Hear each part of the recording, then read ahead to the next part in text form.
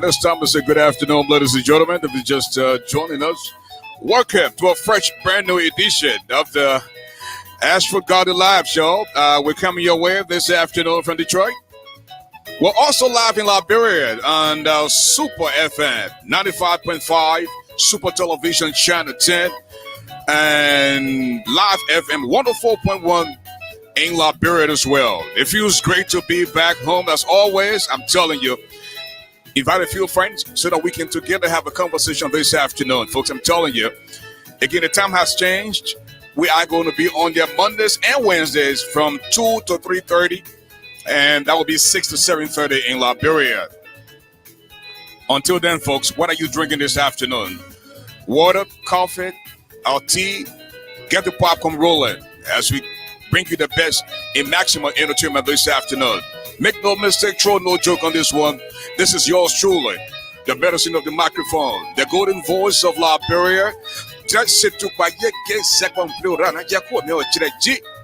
The brother who doesn't eat iron, but he's definitely stronger than a lion, the giant that now you know me calling. Welcome to the show.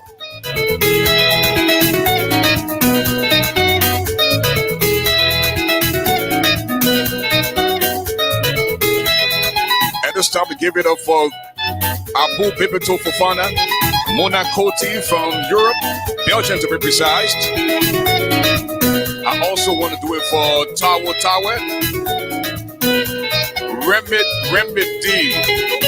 Remedy, Snodden. Good afternoon.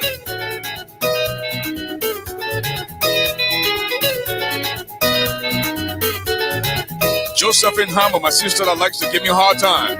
Hi, Josie Jose. I also like to give it up for Miss Margaret Johnson. She's in the building this afternoon as well. With a midnight is clock. Akbar Mobolulu. What's up, my brother?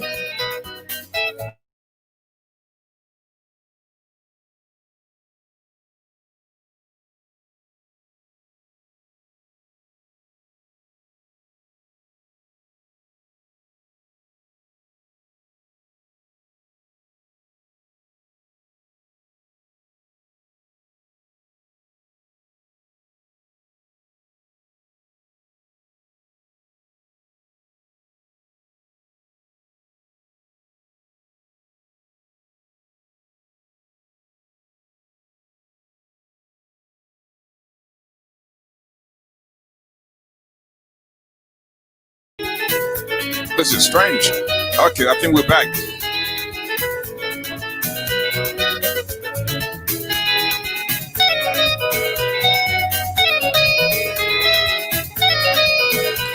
Okay, ladies and gentlemen, once again, as soon as we get a signal from the main man himself, the tough talking George Lobbo, we're going to bring him on. But in the meantime, we're going to take a word from our sponsor.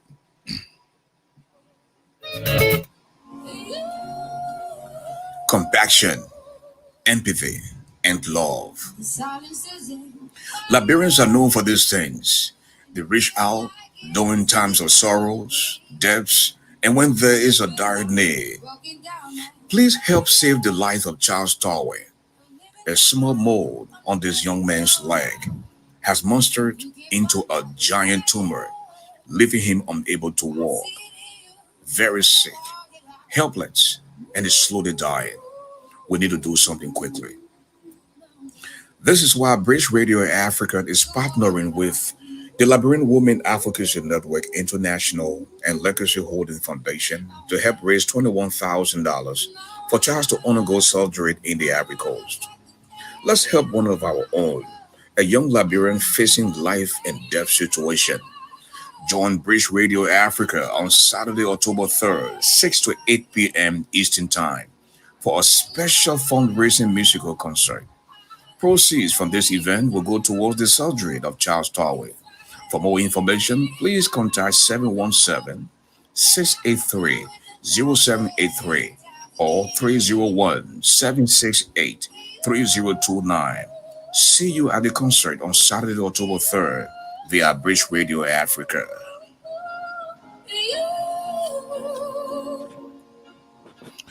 That's right, we're back. And of course, ladies and gentlemen, once again, I'd like to introduce to you Mr. George P. Lobbo, He's our special guest this afternoon, an executive of the Unity Party.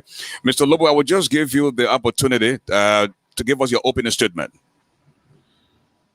Mr. God, I want to say thank you very much. Hold on a minute, please.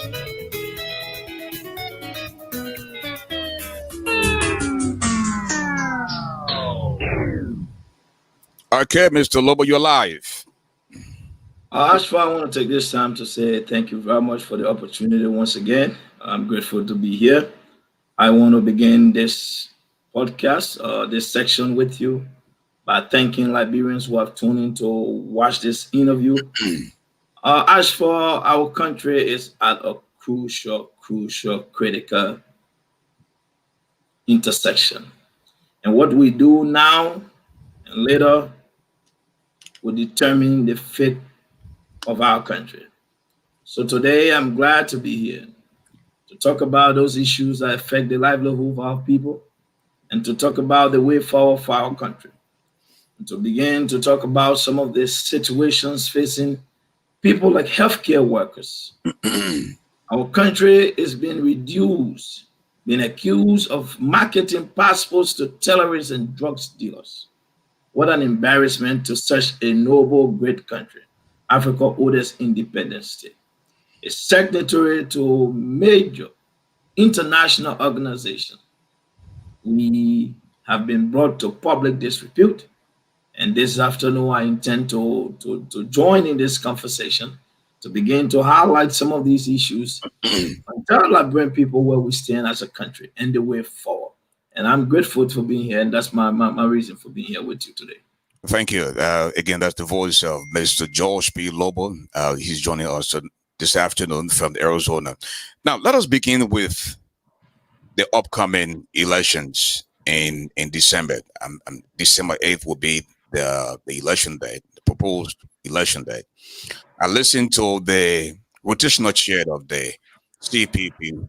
He's also the political leader of the ANC. Some of the things that he said this afternoon, got me really scared. They are registering minors. Foreigners are getting registered now to vote. You have double and multiple registrations. What is going on, George? Let us begin from what you heard today from the CPP announcement. You know, Mr. Garley, is very, very saddening and so frustrating and disappointing to know that under the leadership of the man who was marketed as a man of peace, as a man of genuineness, a man who loves the country. It breaks my heart to know that this man who believed that the country is at a junction, under his watchful eyes today, will fail to perform the basic constitutional responsibility of a government. Mr. Garley, it is the government responsibility to ensure that there is a free, fair, transparent, credible, and peaceful election. That is a constitutional responsibility of a government. It is unfortunate that President Weah, who swore to an oath on January 22nd, 2018, to defend and protect the Constitution, he has proven to be the man who is in the habit of constantly violating that oath of office. Not only that he has shown incapacitated, not only that he has shown his inability to lead and govern the state, this is one that should raise alarm for every Liberian, knowing the history of election in the country. We recall after the 1985 election, the problems began. Subsequently, there will be protest, there will be a coup, and then there will be a revolution. After 1997 election, where some Liberians felt that the elections may have been free but not fair, we saw what happened in 1999. By 1998, there were insurgents already in Liberia. By 1999, Lord launched an insurgent. Mr. Garley, is unfortunate that 12 years of stability, 12 years of relative calm and peace, Liberians were able to pick up their mats and begin to rebuild their life. that on the 2 years of George Weah's existence as president, this is what they get. This is what he has turned this country into. We had elections under the Unity Party government. We had special elections under the Unity Party government, one which even brought George Weah to power as a senator in Monserrate County during one of the most critical times in the country. It was during the time of one of the most basic healthcare crisis in the world, the Ebola time, where over 3,000 plus Liberians lost their life.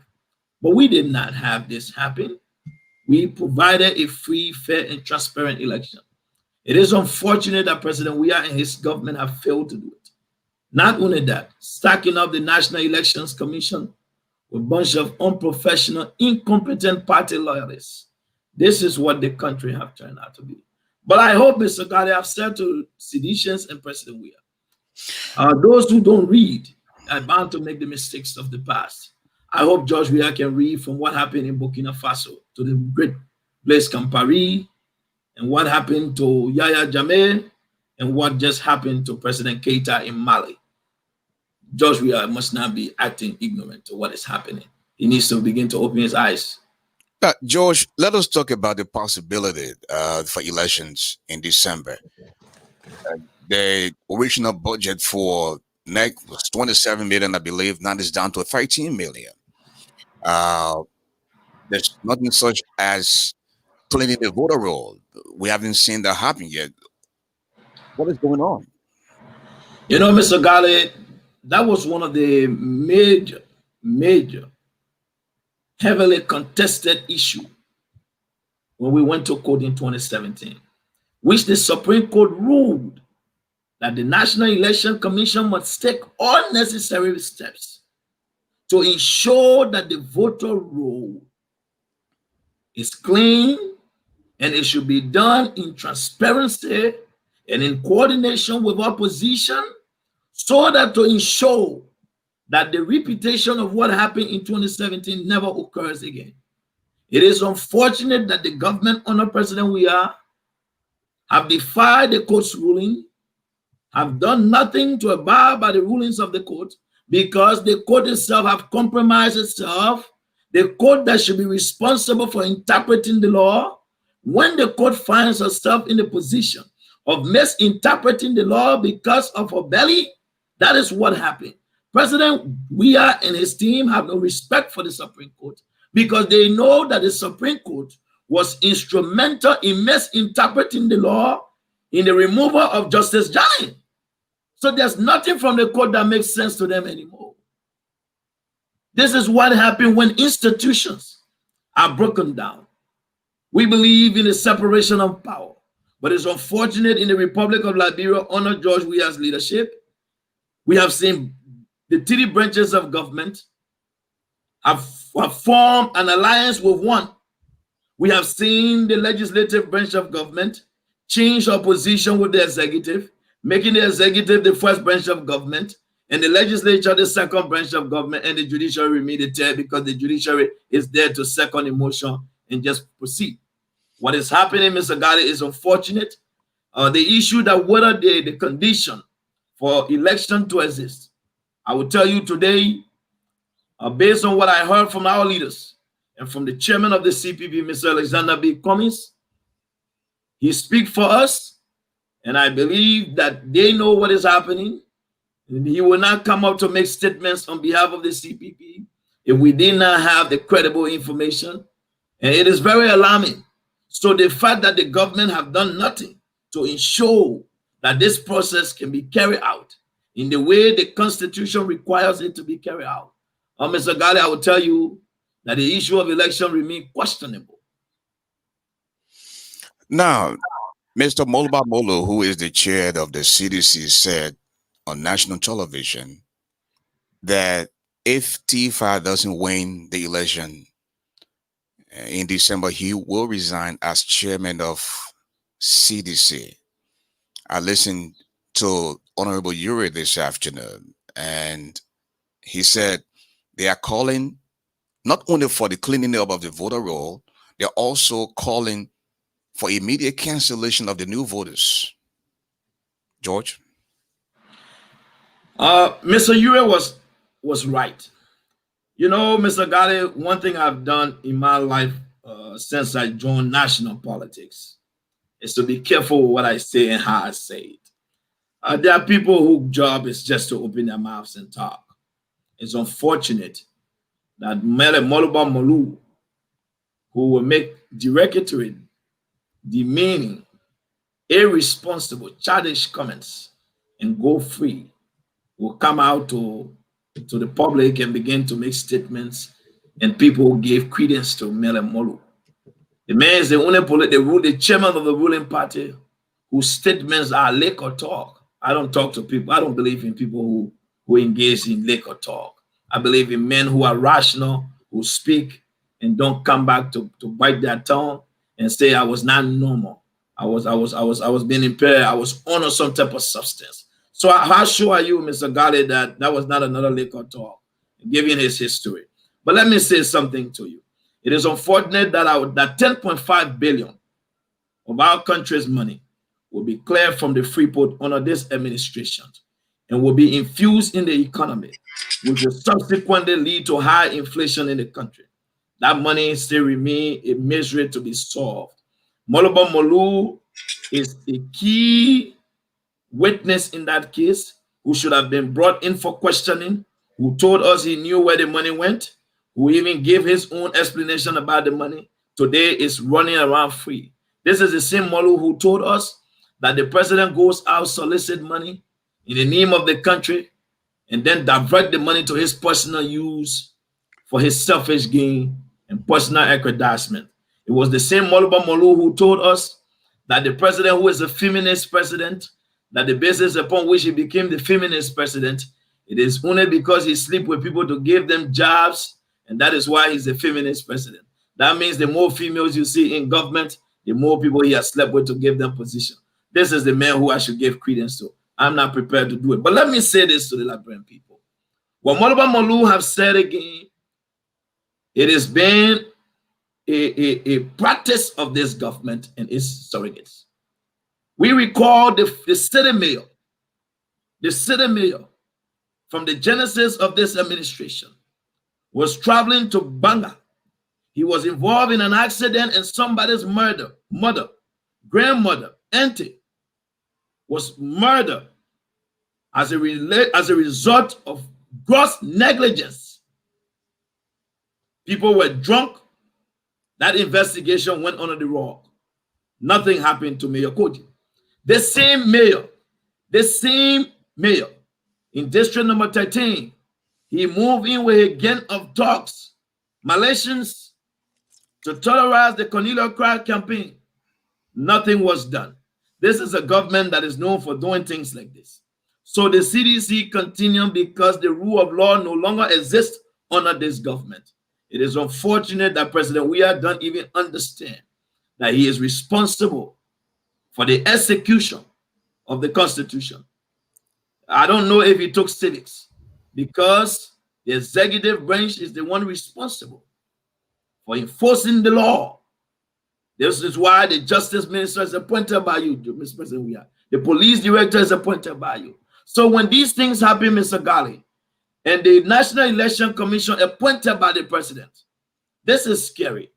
And I want to commend Mr. Ure's statement.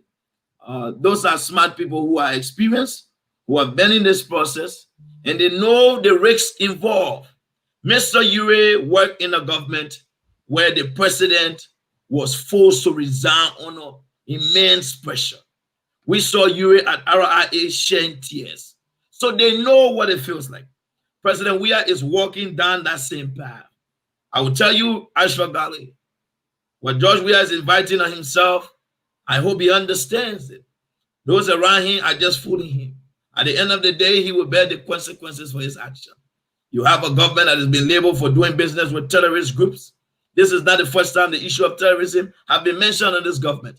Since the map up $25 million exercise, it was reported in the US that it's believed that that money may have fallen in the hands of Hezbollah.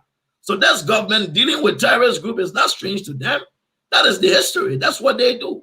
Giving Jordanians contracts at the airport. while leaving Liberian businesses struggling. So, Mr. Gali, I will say this to you on the issue of election. Mr. Molu's statements, while it is true, we must pay attention to them. But I tell you, these are statements that undermine the peace and security and stability of our country. But it's unfortunate they are the ruling party. Now, how important is this election, especially the one between Thomas Fowler and Darius DeLon? How important is that election to President Ware? Is it Fowler on the ballot or President Ware is on the ballot? Mr. Gali, based on what I've been told, George Weah is one guy who thrives on ego, on self-pride. So he has made this election about him. But that speaks to the president limitation. It's unfortunate that there will be 15 seats up for grab. Thomas Fowler, Monserrato is one senatorial vote. That the president will reduce 15 to 1. I don't know his mathematics skills, but I'm not surprised. The president don't understand what a budget shortfall is. So I will not be deterred. I will not be surprised by his action. He should, if I was president, I would be fighting to win any 9, not just any 1, because 15 are up for grab. So running for 1 or 2, to me, tells me the president understanding of the math. But I'll leave that up to the sedition. I will speak from our perspective as CPP. For us, we don't care what it means to George Weah. My concern is not about what happens to George, how he feels. My concern is about what happened to the country that I was born in, that I grew up in. I know what it felt like to walk from CW and come on the bypass. Mr. Gali, I told you the other day, I told 2 5-gallon container in my hand from Dan Jalasan up the hill. You know what it looks like from Dan Jalasan up the hill. So I understand what our people are going through. I know what it feels like to walk from Zenzu to SKT. George don't understand it. George have no knowledge what that feels like. I know what it felt when I crossed the river from New Jersey to enter Cardway. George Weah was in Europe on an air condition. He has no understanding what we went through. I know what it was like when we went up to Greystone. George Weah and his friends don't understand those things. Moluba Molu was in the refugee camp in Ghana scamming people. So they have no understanding of what we went through. So for me, it is not about what is important to him. What is important to me is making sure and ensuring that the CPP wins nothing less than 13 of those seats come December. That is what is important to us, not what is important to George. I don't care about that. Now, in addition to the CPP this afternoon, we also saw the political leaders of the Rainbow Coalition. They came to join ranks to strengthen the voices of CPP. Mr. Gali, I think it's a beautiful thing. I think that demonstrates the CPP maturity, that demonstrates Chairman Cummings' leadership, that demonstrates his good judgment, his ability to bring people from the other side to join us. And that is why, fearlessly, I've made it very clear.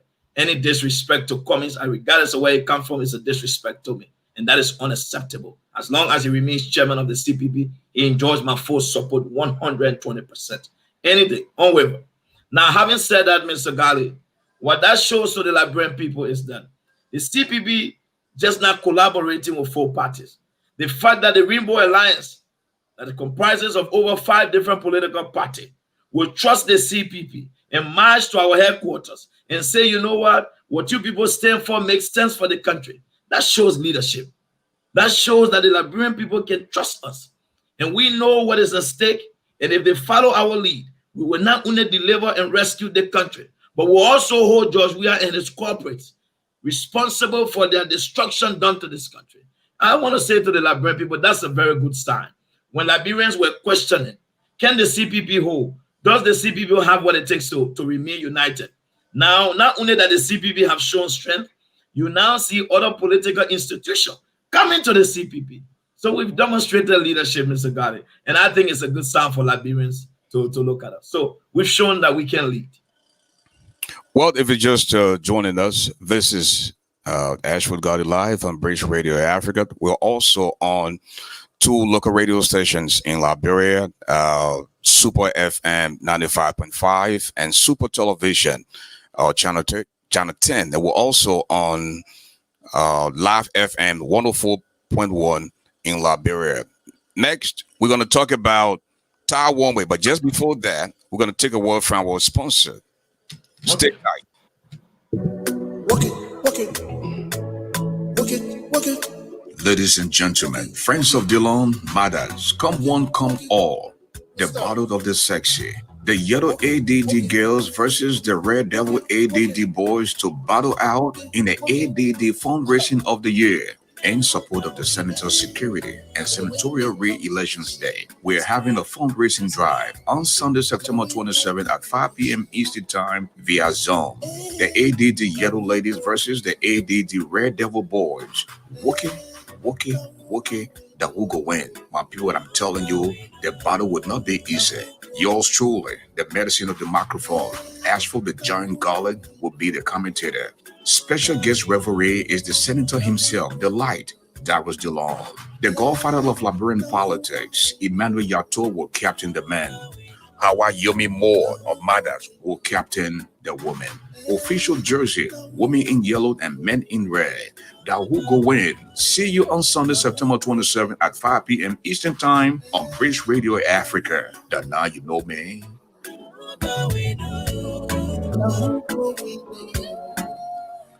Compassion, empathy, and love. Liberians are known for these things. They reach out during times of sorrows, deaths, and when there is a dire need. Please help save the life of Charles Torway. A small mold on this young man's leg has monstered into a giant tumor, leaving him unable to walk, very sick, helpless, and is slowly dying. We need to do something quickly. This is why British Radio Africa is partnering with the Liberian Women Advocacy Network International and Legacy Holding Foundation to help raise $21,000 for Charles to undergo surgery in the Ivory Coast. Let's help one of our own, a young Liberian facing life and death situation. Join British Radio Africa on Saturday, October 3rd, 6 to 8 p.m. Eastern Time for a special fundraising musical concert. Proceeds from this event will go towards the surgery of Charles Torway. For more information, please contact 717-683-0783 or 301-768-3029. See you at the concert on Saturday, October 3rd via British Radio Africa. Okay, we're back, George, and let us continue with Ta Wongwe. I mean, I interviewed Ta Wongwe on the same platform. As a matter of fact, both of them, I interviewed both of them, and they both said they were going to abide by the decision from the CPP, where if one loses, they will hang on and support the candidate of the party. Here we are today. What do you make of Ta leaving the CPP to go independent? Mr. Garley, first and foremost, I want to begin by saying I'm very disappointed in Ta's action, which I found to be very disrespectful to his political leader and to all of us who supported Tad in the past. This is wrong and unacceptable. And if this is the type of man he's going to be, and if this is the type of leader, I can assure Ta Wongwe that I grew up in Ganta City, Nimba County, and I've traveled throughout Nimba. And come December, I will be in Nimba to make sure and ensure that the CPP candidate makes her way to the finish line and we'll be there to campaign. This is wrong. You know, we can't keep saying that we want to build vibrant institutions in Liberia. And the way we build those institutions is by having committed, loyal, dedicated people to those institutions. Yesterday, I saw a piece from Ty. I don't know who's advising him. And they wrote something talking about people who left Unity Party, Liberty Party, that are running as independent in counties where CPP have candidates. And what was interesting about that is that was a full display of ignorance and lack of understanding, because each of those candidates that you listed, not a single one of them went through a CPP primary and lost before going to run independent. They left the party, they suspended their membership with their parties, and then went. But when you do that, what was their decision in suspending their membership? Don't you think Let after me say this. Let me say this, Ashford. The Constitution of the Republic of Liberia makes it very clear, and we cannot question people's judgment. It is your right to affiliate with any political party of your choice. People believe that there should always be shortcuts. And as far as we are concerned in the CPP, if we are going to be that alternative for the Liberian people, it is incumbent upon us to ensure that policies that are instituted, laws that are made, rules that are set, they are followed to the letter. And anybody who feels threatened by those rules, it is up to you to make a decision for yourself. And we can't stop you from it, Mr. Gali. It's like saying you force a man to be part of a church. That is not how it works. It is your right. For me, I say I'm a Catholic. When I go to church, we don't dance in the church that much. So I respect those rules. If I don't like it, I can go to Aladura church where we can dance. And so those people left. So you can't question them.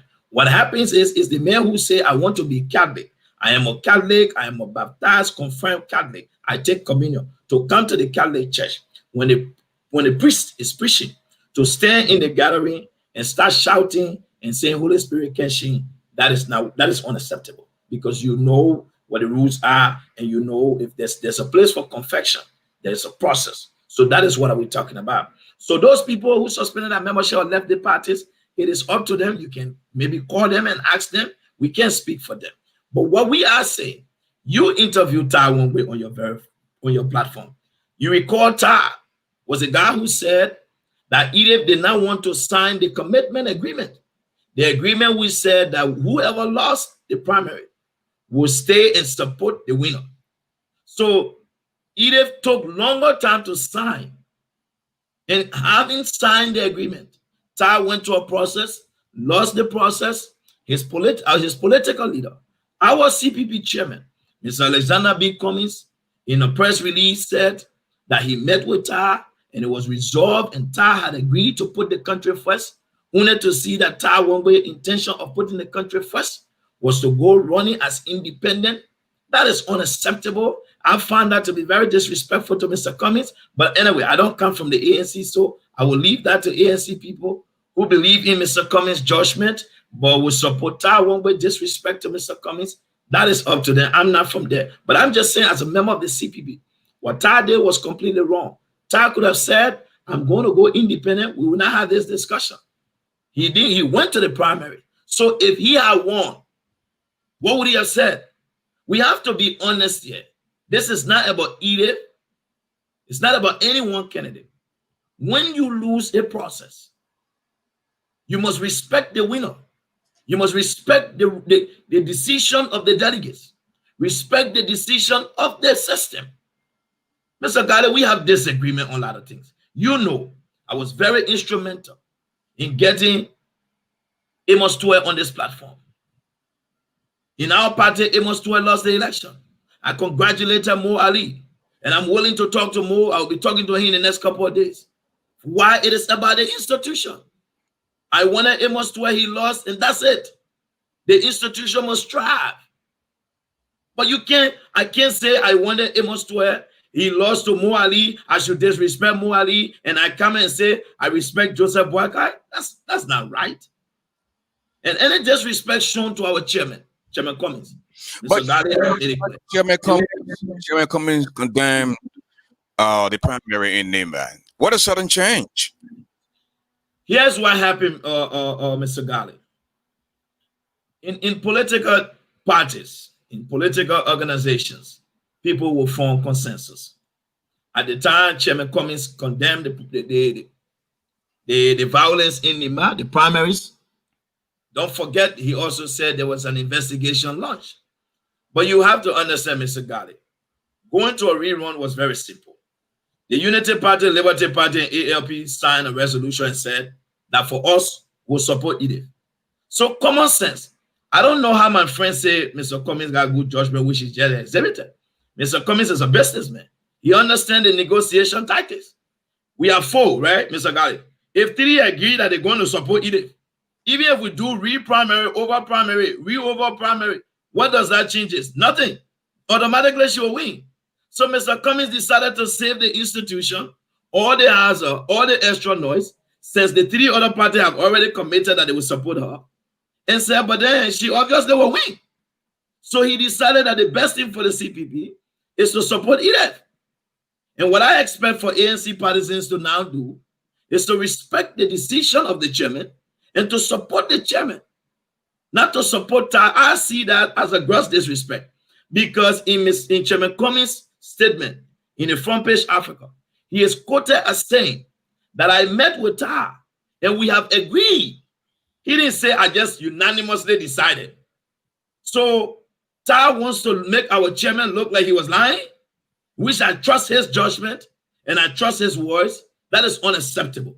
Now, whether the ANC will condemn Tar, as a matter of fact, he has suspended his membership. I don't know if he left the ANC. What they do with Tar, that's their business. That's not up to me. But as far as I'm concerned, the CPP remain firm, Mr. Garley. We can't pay attention to all the little distractions on the sideline. We have 14 other candidates there. We are going to support Edith Gonglowe, and that is our candidate. And the CPP is strong, and we've demonstrated that. Tar can go and run. He can run independent. He can run to mass. That is on his own. But I can assure Tar that I will be in Nima County to support the candidates of Edith Gonglowe. And I'll be in Ghana. Well, Chad, Ty Wonwit is known as the golden boy for Alexander Bay Cummings. I mean, Mr. Cummings has said time after time that Ty was the only person he think he was going to support in Nima County. Now, my second point there is ANC has always been overlooked, for lack of better words. I mean, we saw that in Cape Mount. ANC was asked to step aside. They didn't like you. They did step aside. Then we saw that again in District 15. Now here we are again. The frustration is coming from Ty. He sees these are not being fed to the ANC, and the leader took a stand and he disagreed with the leader. Now others who support Ty are saying they are going to use whatever money they have to support Ty in the coming election in Nima as he goes independent. Mr. Garley, let me say this to you. You are a journalist. Your statements is your right. So your utterance, you are entitled to it. But your assertion based on the question you asked was not right. You said that the ANC have been overlooked, which is not true. And that is wrong. So I just want to correct that. As far as we are concerned, the Unity Party that accumulated over 400,000 votes in the runoff, that was second in the election, we have pushed for equity. I think if we want to talk about being overlooked or making ourselves look equal, so can you say the Unity Party have brought herself down to? Would that be a fair statement? Or you can't say that? What is the argument if that's the case? The unit, if among the four of us, if we will go based on number, based on the argument, just using your statements, the only party I think the ANC will make and say that it should be bigger there is the ALP, that they accumulated more votes there. The Liberty Party got more votes than the ANC. The Unity Party more than all of them. So the issue, so should we say too that the Unity Party reduce herself? Say you don't want to make it seem like that. And let me say this, Mr. Garley, these type of statements do not offer well for what Liberia needs. So how does it work? Let me finish my statement. You parties, right? Okay, let me speak. These type of statements do not offer well for the country. The ANC has not been overlooked. Mr. Garley, I personally have been very clear on my position. I was one young man who did not support the Unity Party committing herself to this. I didn't want it. And my reasons were very clear. There's no way that we were second. We accumulated more votes. We know why we lost to George Weah. We must not forget, it had to take Unity Party members to join the CDC to defeat the Unity Party. The Unity Party lost to a coalition. In the past, the Unity Party defeated the CDC. So when we look at those different factors, we felt that we have more leverage. But we still went to the CPP and saying we'll put Liberia first and we'll push for equity. You think we're supposed to be questioning and arguing about who is who in the CPP? The reality is clear. But in the interest of the organization, In the interest of the Liberian people, our standard bearer, Ambassador Boakai, have committed himself to the CPP. As a Unity Party partisan, I was not happy. Let me be very clear with it. But I have supported the agreement because I respect the judgment of my party. And that is what we've done. So when people make statements that they've been bullied, they've been overlooked, how can you be overlooked? You were given 2 counties. Did the Unity Party get 4 counties automatically and ANC got 2? No. When you had the choice, you took 2 counties. You went with Maryland and Grand Cape Mount. Why didn't you argue that you want Nimba and Maryland? If that is a fair argument they want to make. I'm not here to get into party politics. What the ANC people will do with Cummings and Todd, that's their party. But what I will say is I will speak when it has to do with the CPP. And as far as I'm concerned, in the CPP, we have made ourselves equals. We gave the ALP that accumulated less than 3% of the vote, 2 counties. You think I support Sano Johnson? But now, because of the institution, I must respect the ALP. Sano Johnson is the ALP candidate in Bomi. And it is my responsibility to respect that. I don't have to like him. And that is what we must do. We want to build vibrant institutions. We will not always get our wishes. We are not always going to get what we want. But for the greater good of the country, we make sacrifices. And Mr. Garley, let me put one thing to rest here today.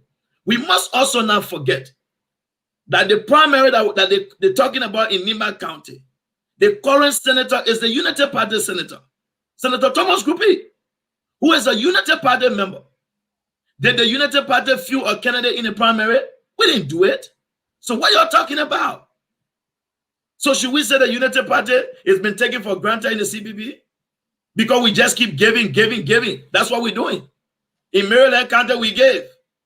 So the notion that let's go back to Grand Cape Mount, you talk about it. At the time we went to Grand Cape Mount, there was no documentation.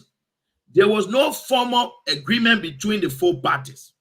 The only agreement they had was that they would collaborate to make joint statements as they were working towards coming together.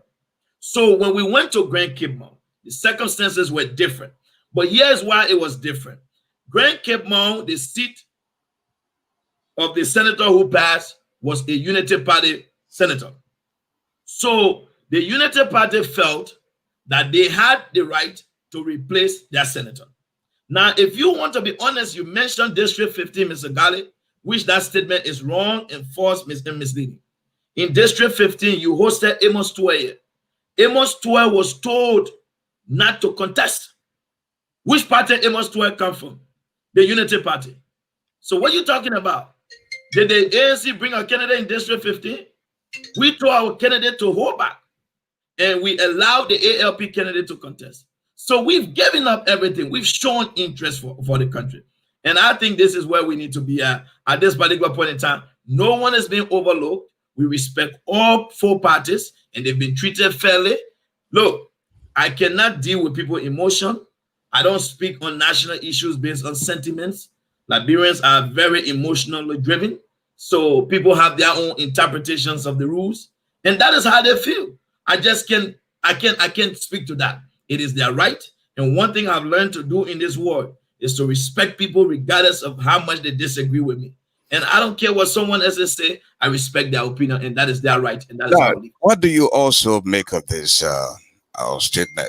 The CDC went through several primaries without confusion.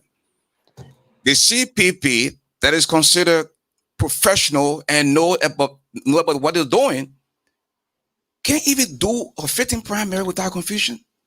They in a place of need. Mr. Garden, let us not forget. Once again, your assertions is wrong. It's not my assertion. No, let me, Mr. Garden, you utter those words. That's why I speak to you. Based on what someone give it to you to say them, I want you to go back to them. I will speak to you. You utter the words, and I take it from you. So let's get to some basic facts, Mr. God. If that's the argument, right? Let's look at how many primaries that were conducted across the country from the CDC in. How many? How many? Because we can name. Let's go to Monserrato. The CDC conducted a primary. We have seen founding members of the CDC, stewards of the CDC. Today they are contesting. You can speak to Jimama Wolokoli and that of Phil, who just recently resigned, who was a cabinet minister appointed by President. We are in the government. Mr. Gali, we have to be fair to the Liberian people as Fourth Estate. We have to give credible and honest information to the public. I can name more than 5 different counties where the CDC have candidates, and there are people who left from the CDC and are still contesting in those counties. The CPP got 14 of its primaries. Which one of them did you hear a problem? Une in Nimba. So 15. We got 14 right. Mr. Gali, let's be honest, if you took a test and there were 15 questions, even if you had one that had a problem, will you fail? Is that the basis upon which you judge the CPP? I'll take that percentage any given day. That's a winning number for me. And so at this particular point in time, as members of the Fourth Estate, what we expect for all of you guys to do for us is to be able to help our people, give our people credible, honest, fair analysis and information to allow them make informed decision. What the CPB have done, let's go back to the CDC. Mr. Gali, you are an investigative journalist. I will ask that you please do us a favor and bring a CDC hierarchy on here to state the CDC framework that brought them together. Nothing. We have done it. The Rainbow Coalition will not go to the CPP today if they didn't see that we have demonstrated that.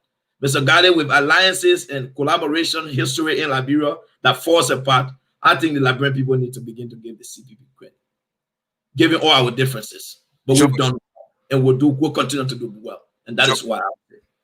It is one thing to be tough talking, but it is another thing to see the actual reality on the ground. Okay. Now, tell us about the chances of CPP defeating George Weah come 2023. Mr. Gali, I have not learned to put the horse before the cat. I know the cat before the horse, whatever how it's said. I don't want to be misquoted. But I'll say this to you. President George Weah is the former Liberian president. Take that to the bank. Find a space in any of their banks, Akara Great Bank or Thomas Fala Bank, any one of their banks. George Weah is the former president. And I can assure you, he will not be president come January 2024. That is something I'm not playing about. I don't waste my time to talk about it. George Weah is the former president. If you want to, you can call him the former president now. He will be the former president. That I can assure the Liberian people. We will be prepared to make sure he becomes the former president. We are going to make sure that we protect the Constitution and lying enjoy himself. But come 2024, George Weah will be the former president. That is something you can take to any one of the banks.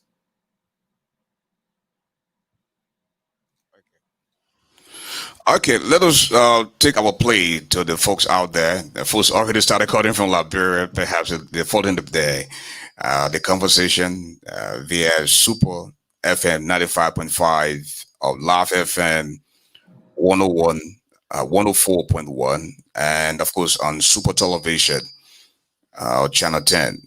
The telephone number to call is 248-979-1718. You can begin calling now as we look forward to hearing from you. In the meantime, as we wait for you to call, get a word from our sponsor.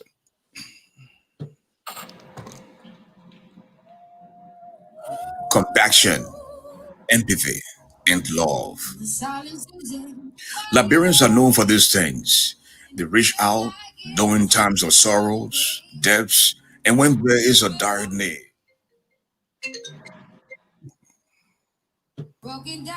Please help save the life of Charles Darwin. A small mold on this young man's leg has monstered into a giant tumor, leaving him unable to walk.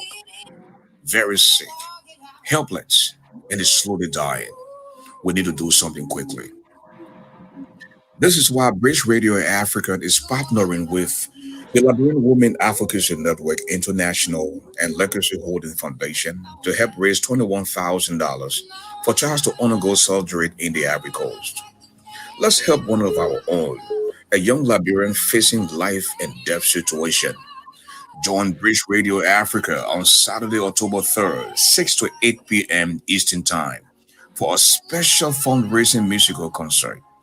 Proceeds from this event will go towards the surgery of Charles Darwin. For more information, please contact 717 683 0783 or 301 768 3029. See you at the concert on Saturday, October 3rd via Bridge Radio Africa.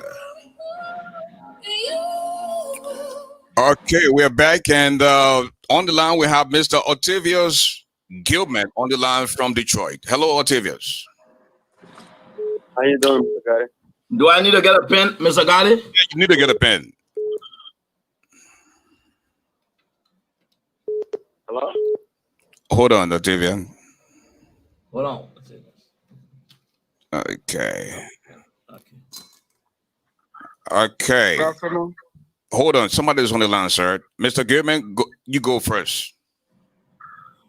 Yeah. Thank you very much, Mr. Gotti, for accepting my call. My name is Octavius Gilman. I listened to your show and I listened to your guest, which I know very well, and George LOBBO. And you asked a question. How about the opposition, the CPP, and winning President George Manuel Weah? I mean, if we want change in our country, we the young people will have to be honest to ourselves first and for our country first. Regardless of politics, but we should also protect our integrity. And I find it difficult that young people are the number one problem in our country today because they kind of follow money, they follow an individual to worship political party. I'm afraid that I'm looking at people like George LOBBO, that I got a great respect for. Sat down for 12 good years in the Unity Party, and now we have the strength and the guts to criticize President George Manuel Weah, which, of course, myself, I know is corrupt. But at the same time, it's difficult for somebody like me to believe him. How can I take him serious to even criticize George Weah when he signed up for 12 years? They asked criticizing Joseph Walker. When you ask your brother if Joseph Walker is correct, he will tell you no. That's troubling for me. So I don't take you guys serious, and I encourage all Liberian young people, put our country first. You put the country first before you put party. Thank you. Put the country first before you put individual. So this is kind of troubling to hear people like George LOBBO criticizing George Weah and not Joseph Walker. Thank you very much. Thank you, Mr. Gilman. Okay, we have Dwalo on the line. Hello, Dwalo. How you doing, gentlemen? What's going on, Mr. LOBBO? ASHFORD, it's a pleasure talking to you once again. My ECA, I just want to make a comment regarding Mr. Tawambe in my county. I am not part of the CPP. I belong to no political party, but I want to say this. The coalition, there's a foundation. There's something foundational about a coalition. It's about keeping those tenets of the institution that will keep it together. There's a one way, maybe aggrieved. There are options you could have taken. I actually posted some of the options. So at least there's 5 options that Mr. Wambe would have taken, even if we're giving the ANC more edge over most of the other political party in the coalition if you're taking those options. What he has done, it has the propensity to literally dismantle the organization that they're trying to put together. Now, Mr. Garley, you asked a question about the cohesiveness of the coalition. Look, nothing that brings together so many political parties is going to be easy. There will be lapses. Expect them to do a whole lot more better job than they're doing right now. But Mr. Tawambe is not helping. If he feels aggrieved, but he has to stick to the very tenets that created the institution of the CPP. He has to do that. If he's not doing that, he's injuring not just his own reputation, but my issue is about the institution. Because in Liberia, we have to build institutions, not individuals. If we don't change this mentality, I don't care how much political parties we change, nothing is going to change in Liberia. Now, thank you so much, gentlemen, and I'll continue to listen. Thank you, Dwalo. We have 678 is the Earl code. The last 4 digits of the number 5529. Please tell us your name. Yes, thank you, Mr. Garley. This is Robert Gagwa from Atlanta, Georgia. Thanks to my friend and brother, George LOBBO. He's a good friend. He's a great brother. Before I make my statement, and it's in regards to and you cannot make a general blanket statement in regards to young people following money, and specifically mentioning George Lobbo's name, especially if you have no proof that George Lobbo was one of those young people for 12 years who followed money. I think we have to be very careful when we make these statements. Having said that, though, I want to slightly disagree with George Lobbo on the premise of Todd's decision to go independent. The foundation of any institution is based on that institution's ability to hold rules. The MOU, Memorandum of Understanding, that was signed between Todd and May Square was very explicit.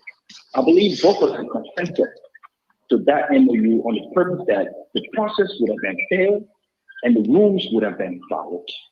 In which they consented that regardless of the results out of that primary, regardless who won, who lost, the other would have supported.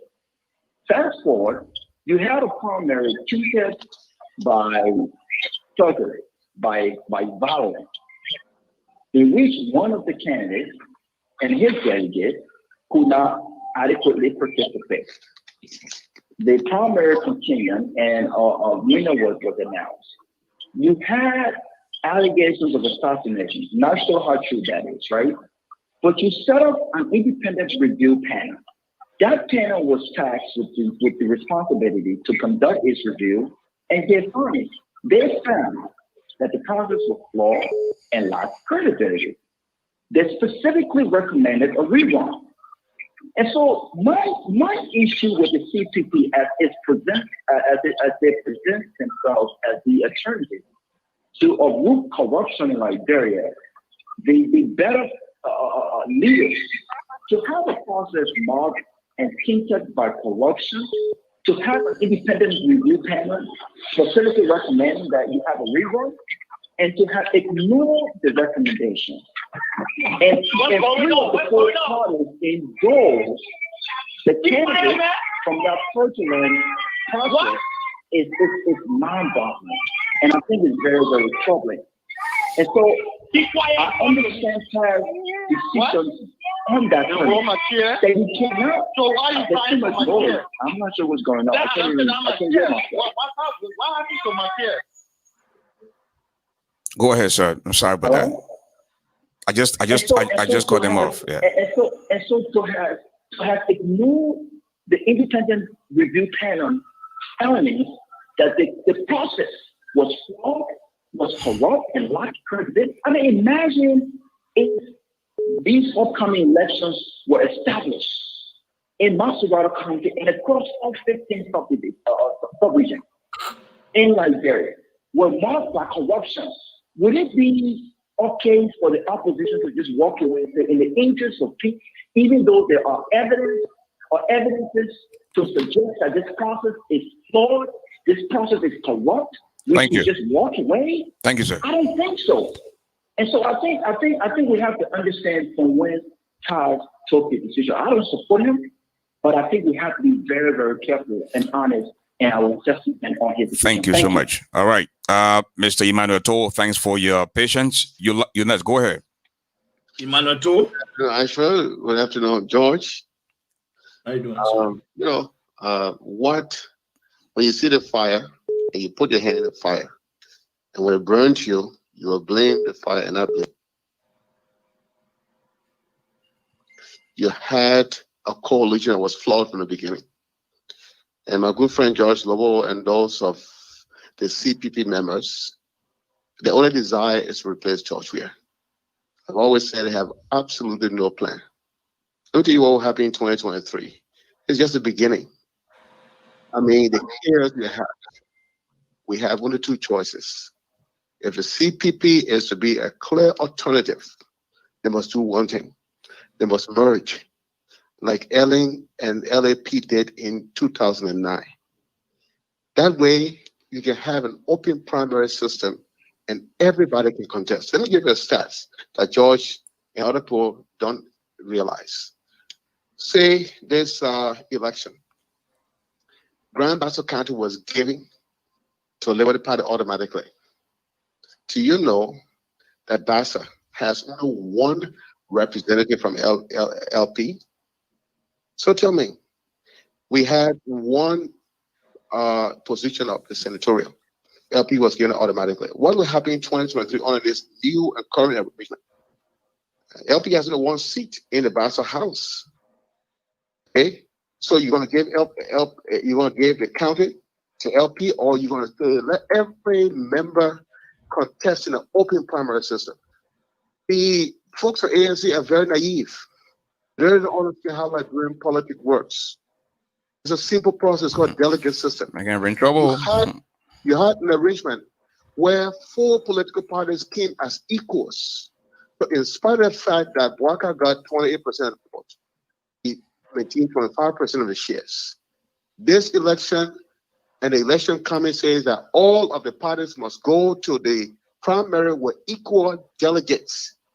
In the 2023 election, according to the new arrangement, they have 310, URA has 310, Liberty Party has 310, and ANC has 310. They went to Nima primary on that arrangement. Do you think that the ANC people were maligned, abused, insult URA, and URA would take his delegates and give it to them? Delegate system in Liberian political arena has always been handpicked by the powers to be. It is not an open and fair system. Nowhere in hell or in heaven would TAR ever have won that election. They would have rerun it 50 times. And let me tell you something else before I land. TAR insisted through the ANC folks that there must be a VPS. Well, why aren't they telling us what the VPS said about this election? The voters in Nima spoke through their own survey that Edith was a better candidate and Edith's chances of winning was better than TAR's. And TAR was not known. So they said, let's throw the VPS away. Let's go to the delegate system and let me give a speech to the delegates at the convention. That's why you got free and fair. URA has every single right to appoint any delegate slate, the same right that ANC had. Mind you, there was no election on the ANC. They did not elect their delegates. Why do you think that the UP or Liberty Party should elect their delegates? It was appointed by the ANC hierarchy. That same right, URA has the right. And he didn't do anything wrong. But I'm saying to you that if we want to go ahead and challenge George Weah and ensure that this country gets the right kind of leadership, there must be a full merger of those 4 political parties. One, or let them all just go alone. Let them market their own brand. Let's see whether Joseph Boakai can go 2023 in Riverside and win Riverside or win Nima County. And then, if nobody wins, then we have a simple MOU that says that we will all then support the winner in the second round. That will be the panacea to all of our problems. No more costing, no more man costing, nothing. You just take a UP, and if UP think they can do it, let them do it. Well, that's just my low 2 cents. Well, this current arrangement will never last. Some point, I just didn't like how you described the ANC from the onset of your conversation. But other than that, I mean, that was a great point made there. Thank you, Mr. Toll. Can I respond? I think Mr. Toll did give almost 5 different things. Can I respond to No, you can't respond. I got a couple of more callers. Then you can come in. I know you want to come in, but I got a couple more callers. Moses on the line from Arizona. Hello, Moses. Thank you, Mr. Garley. Thanks to my man, brother, George Lobo. We've come a very long way from brothers, families, friends from Africa. I like to agree with Liberian people as always. They're the most important people on earth. And as George Lobo and you will know, that Liberian women are the most beautiful women on earth. That is a fact that we must continue to remind the Liberian people on a daily basis. But my concern is due to 2 different things here. I would agree with some of the callers on what they said. I'm not going to go over it. I'm going to try to be very brief here. What my advice to the CPP, the opposition, ANC, UP, LP, ALP is Taiwan, if you guys want to move forward, Taiwan situation has passed. Don't walk away from it. Focus on the mistakes that were made and start to work on improving what's going to happen in the future or so forth. But on a side note too, me being I don't want to say free position, but me being a person that does not belong to any political party. Oh, you left the ANC already? Mr. Garley, I was never a member of the ANC, and thank God for asking that question because I need to clarify it here. Okay. I was never a member of the ANC. Go and check the ANC list. If you ever see my new ANC list as a member, everything I've said in public or in private to you, I'm a liar, discredit it. Now, the ANC Global is different from the ANC in Liberia, which is the political party. And these are two different things that people don't understand. And so some days we'll have the opportunity to come on the show to clarify it, and we can go and get. For time's sake, because I know George will have to address some of these things. So I will not go into that. All yes, right. I supported Mr. Cummings through the ANC Global. Yes, I did. The ANC Global, which I resigned from the ANC Global in January of this year. I did that. And I have the record of that, the letter of that. So I don't talk about it in public, but since you asked that question for clarity, Thank you. I resigned from the ANC Global. So, but here's the thing now. Here's where my concern is, Joe. I want to say to the CPP that they should not brush aside Taiwan way. They should not brush aside Taiwan way. Taiwan way will inflict some serious damage on the CPP, and if possible, could win Nima County. I want to be on record for this today. Taiwan way alone could inflict some serious damage on the CPP, if possible, win Nima County. But here's my question for George Lobo. Here's my question for George Lobo. How does the CPP intend to fund these elections in the 15 counties with this kind of noise going on amongst them? My second question to George Lobo is this. This framework document that was revised, that was brought up to the public, some of us, we opposed it openly. At what point we, the public, will have an opportunity to glance at this so that people who want to make recommendations even before this election can start to make these elections for the CPP to make some adjustments, because it seems like this whole framework document has been overdue. I've met Ali maybe once or twice. I've never heard anything about it.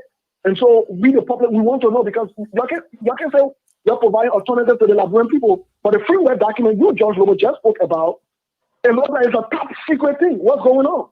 We need to know what's going on, because the very first one that came out, just the draft, as you guys claim, seems very, very, very biased, and it seems as though you guys are alienating people for coming into the process. So with that alienation, we want to know what is in the framework, so we know what we are getting into. ASHFORD, would there be time for all of this? Yes. Those will be my two concerns. Thank you, Mr. Garley. Just asking. Okay. I mean, I'm still asking the same question about the framework. But let's take this last caller, and then we'll go back to George. And he's from Indiana. His name? Caller's name? His name is Jan. Yes. Thank you, Mr. Garley. And Jan, just before you continue, in the future, please mute your phone when you're not speaking, okay? Yeah. I am so sorry about that. Okay. Yeah. Go ahead. I'm so sorry about that. Go ahead. Yes. My name is Jan, and I'm calling from the state of Indiana. And I want to just commend Mr. Lobo in studio this afternoon.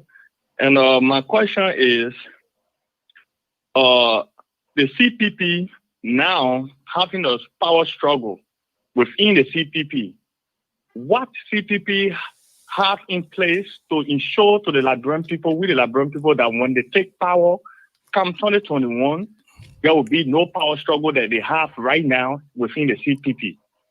And two, since the presidency of George, we are CPP now having a lot of press conference. Our 16 billion CPP had a press conference, and nothing came from that press conference. There's no result from that press conference. 25 million got missing. CPP had a press conference, no result today. So what CPP have in place to show to us that they're going to be forceful on this government and holding the government feet to the fire, to do the right thing for the Liberian people.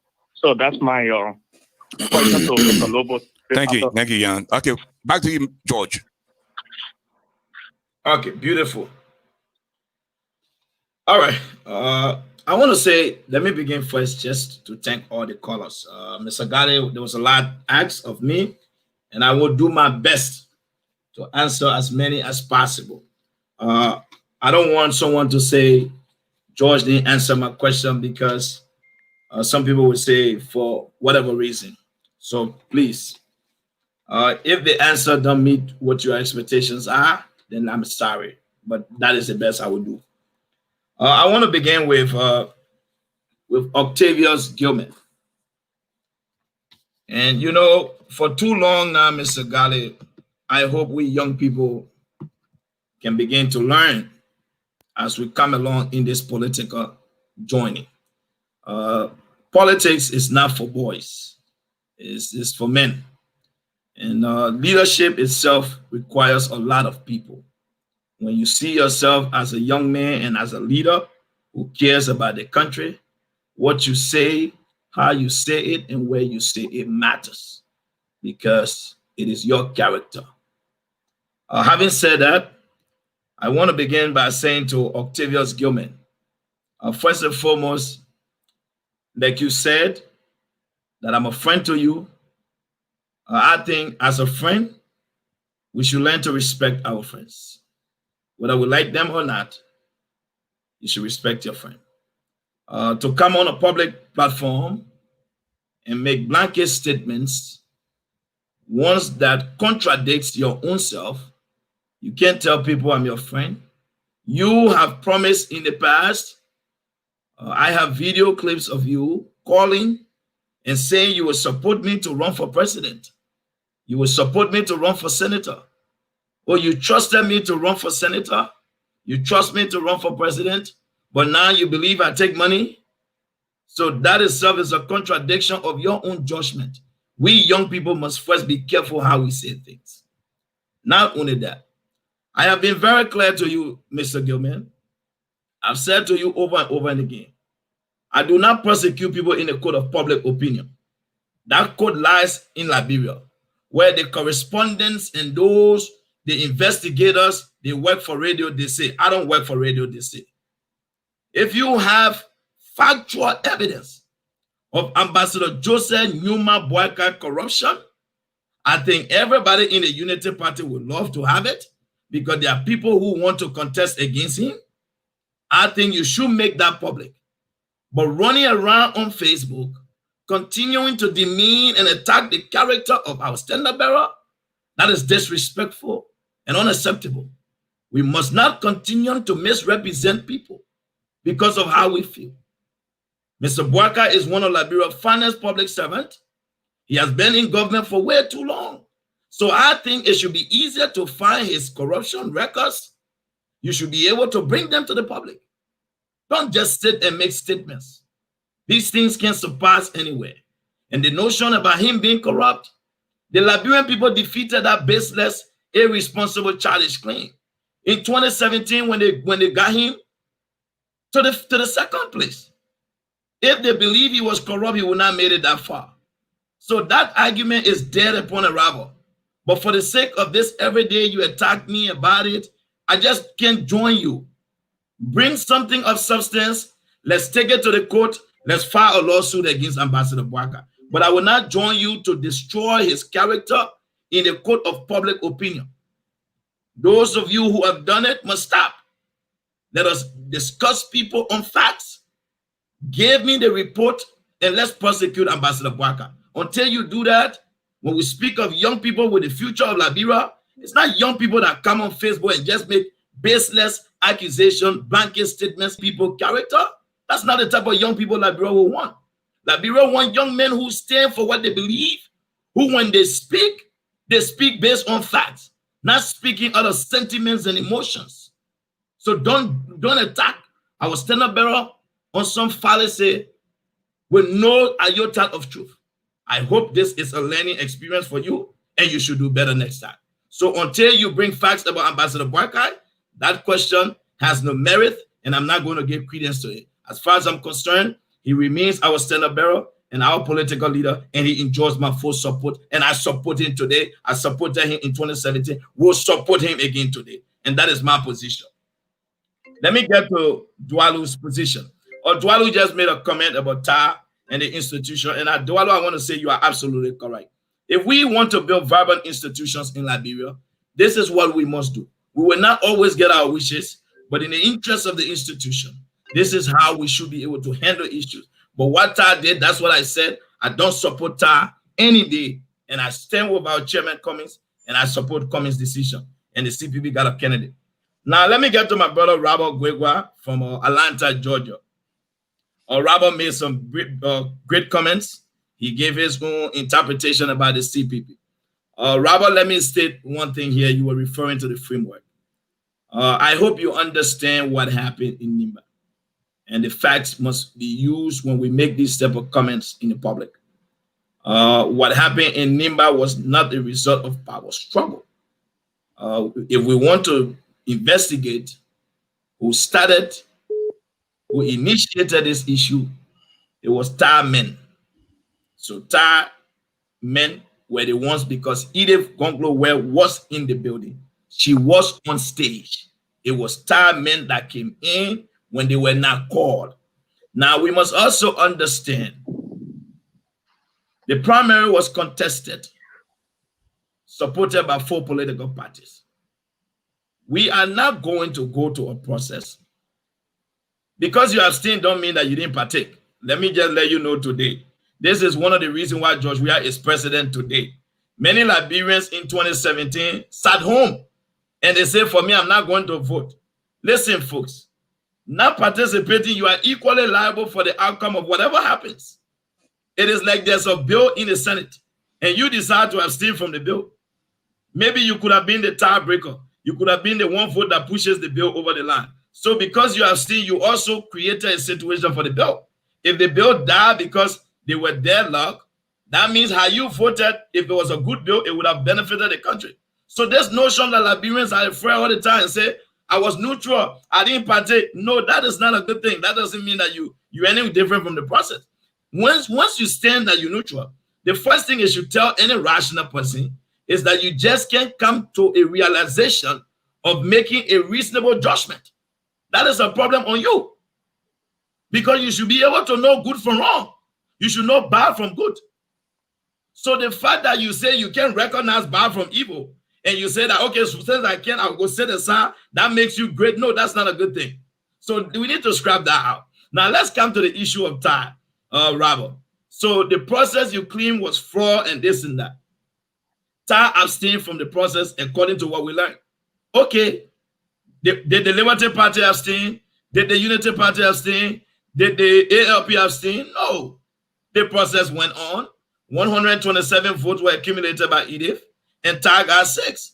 Now, I don't want to get into the math of it, but if every party had 40 delegates, Robert, if Edith took 127, the math is very simple. If you take the rest and give it to TAR, Edith automatically is a winner. So even if we went, here is what happened, and you people need to understand this. Alexander Cummings is the political leader of ANC. Mr. Cummings is our CPP chairman. This primary was held under his leadership. I think this is one thing my ANC friends need to understand today. And that is something that TAR, who Alexander Cummings made, should have understood.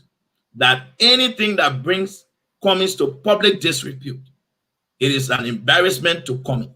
That itself is wrong, because Cummings, TAR, you sold Cummings to the Liberian people, that he's a better alternative, that he has good judgment, that he's great to be president.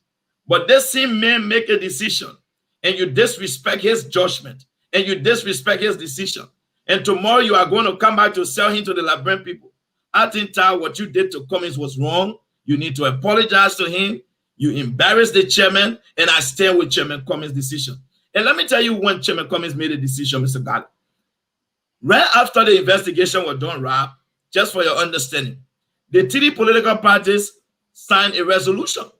And they said, for us, when y'all won't do rerun, the 3 parties will support Edith. So Chairman Cummings have to move resources where they are needed most. He said, okay, if we are 4 in here, and these 3 parties will put all their delegates for Edith, even if we do a rerun, automatically TAR, you will not win. And it was on that basis, I think he had a meeting with her, and he said in Front Page Africa, and I quote, that I met with her, and we have agreed to put the country first. Una for her to come out and disrespect the chairman and disrespect his political leader, the man who brought him to political prominence. That should be handled in the ANC. So the CPP did nothing wrong here. And let me say this, Rob, we've done our best, and give the CPP some credit, folks. Fellow Liberians, four different political parties with different views, different goals. They came together under one umbrella. We must give these guys credit. Everything will not be perfect, but let's acknowledge the fact and the gains they've made. And honor Chairman Cummings' leadership. Like I said, the chairman enjoys my support, and I stand with Chairman Cummings. Let me get to Emmanuel Toe. First and foremost, Emmanuel Toe, you are a senior brother to me, whom I have a great deal of respect for. But I want to say today, you must also learn to respect Liberians. They don't have to share your views. Your characterization of the ANC members is wrong. It's completely irresponsible and disrespectful.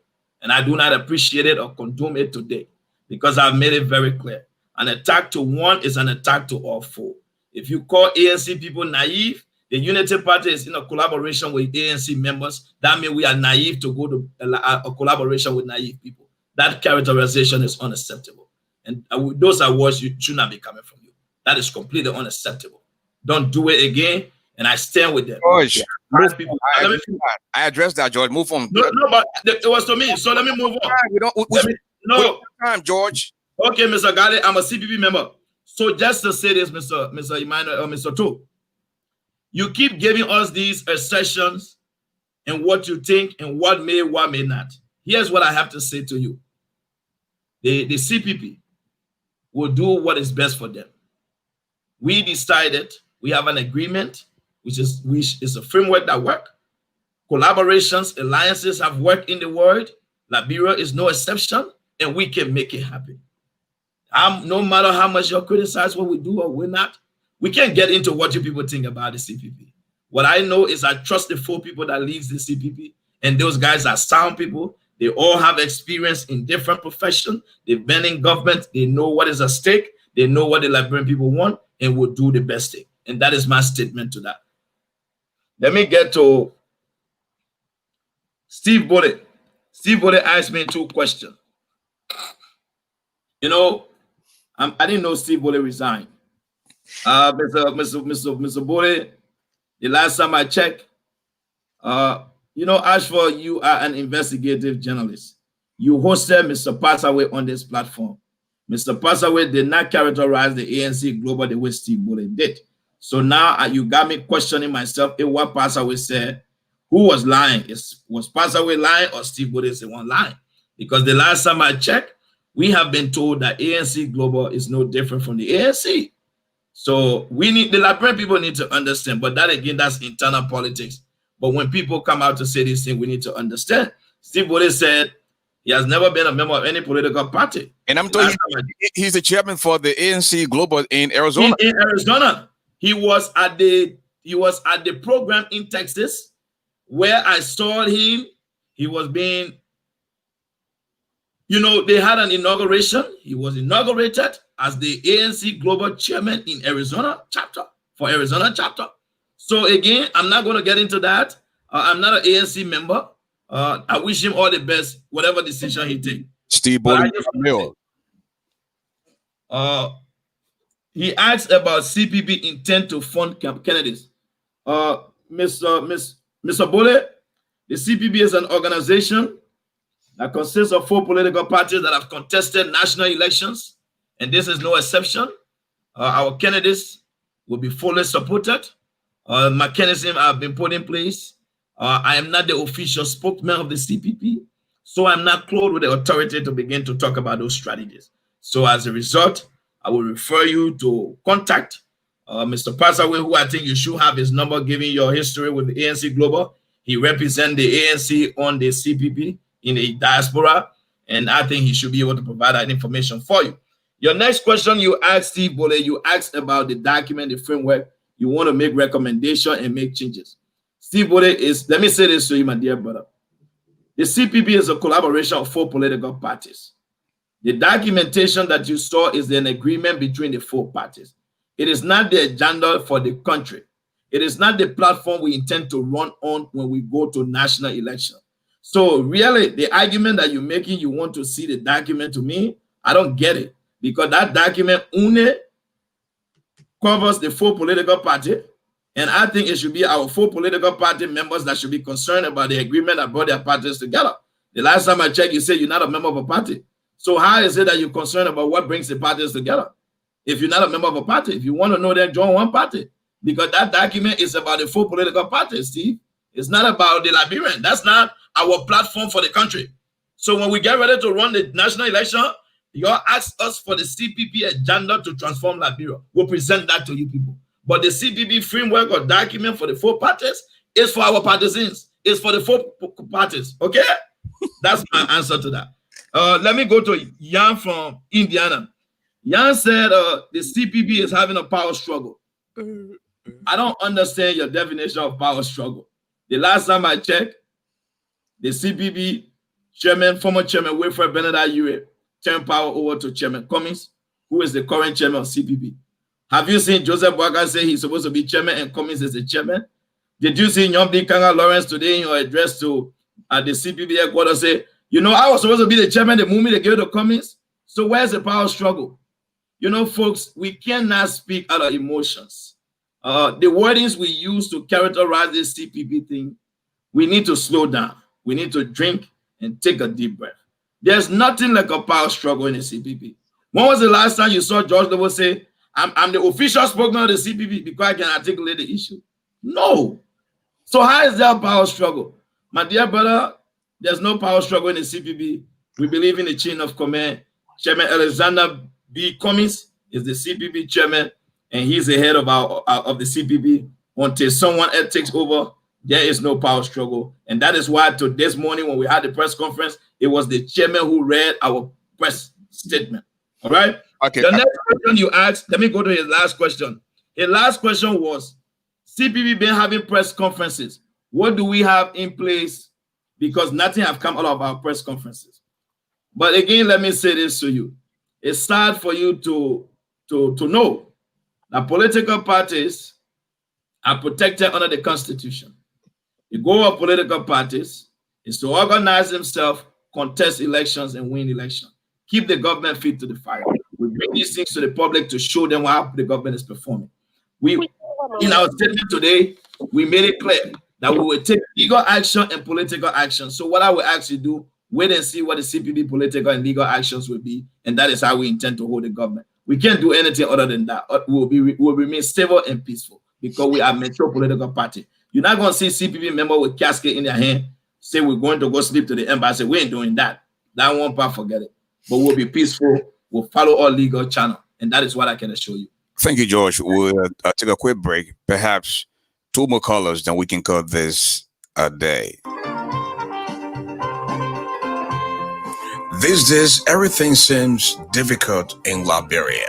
Traveling to Monrovia, buying things, and even getting around town. But one thing stands up above the rest, and finding a perfect place to stay.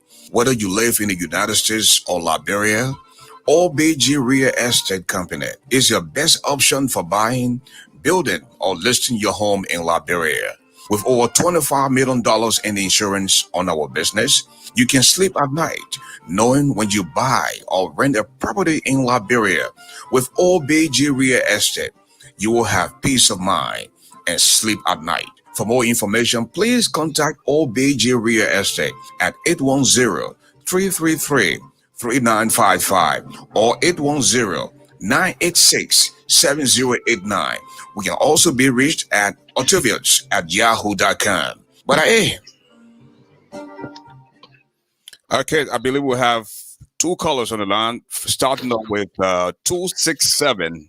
The last 4 digits of the number 995. Please tell us your name. My name is Henry Brisbane. I'm calling from City. Welcome to the show. You're live on the radio. Go ahead and make your point, please. Okay, first of all, let me say thank you to one of the best voice of our time. That's not George Lobo time. Of our time is you. Let me say thank you. Thank you. Of our time. I don't want nobody laughing. This is never John Lewin time. Let me say thank God for hearing this voice in America. Sometimes I'm watching. You know, sometimes you give the person the flower when they are leaving. When I see you sitting, talking, it reminds me standing near Radio Morovia, trying to look taxi go back to Congo time and listen to your voices in RJ room. I will always appreciate you guys. Thank you, my brother. Thank you. I got a question for my brother and friend who I dearly love, George Lobo. Mr. Lobo, can you please tell me when you got into politics? Why? Yeah, when did you got into politics? Because I have some video of you insulting another president. Now, this young man saying something to you and you getting annoyed. So the Bible says, do unto others, and it shall be done unto you. So if you can sit on the platform, I love what you just said. They should start disrespecting leaders. And I love that. So I hope you work into that confine now. That'll find peace for each other. If anybody will come in to insult leader, I want to hear you speaking about it. Do not denigrate a leader, then you expect them to respect you, Mr. Lobo.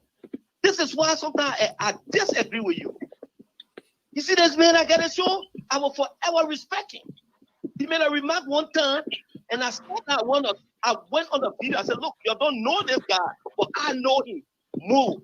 I said, this man, these are the people that survive all the cuckoo bullshit of our time.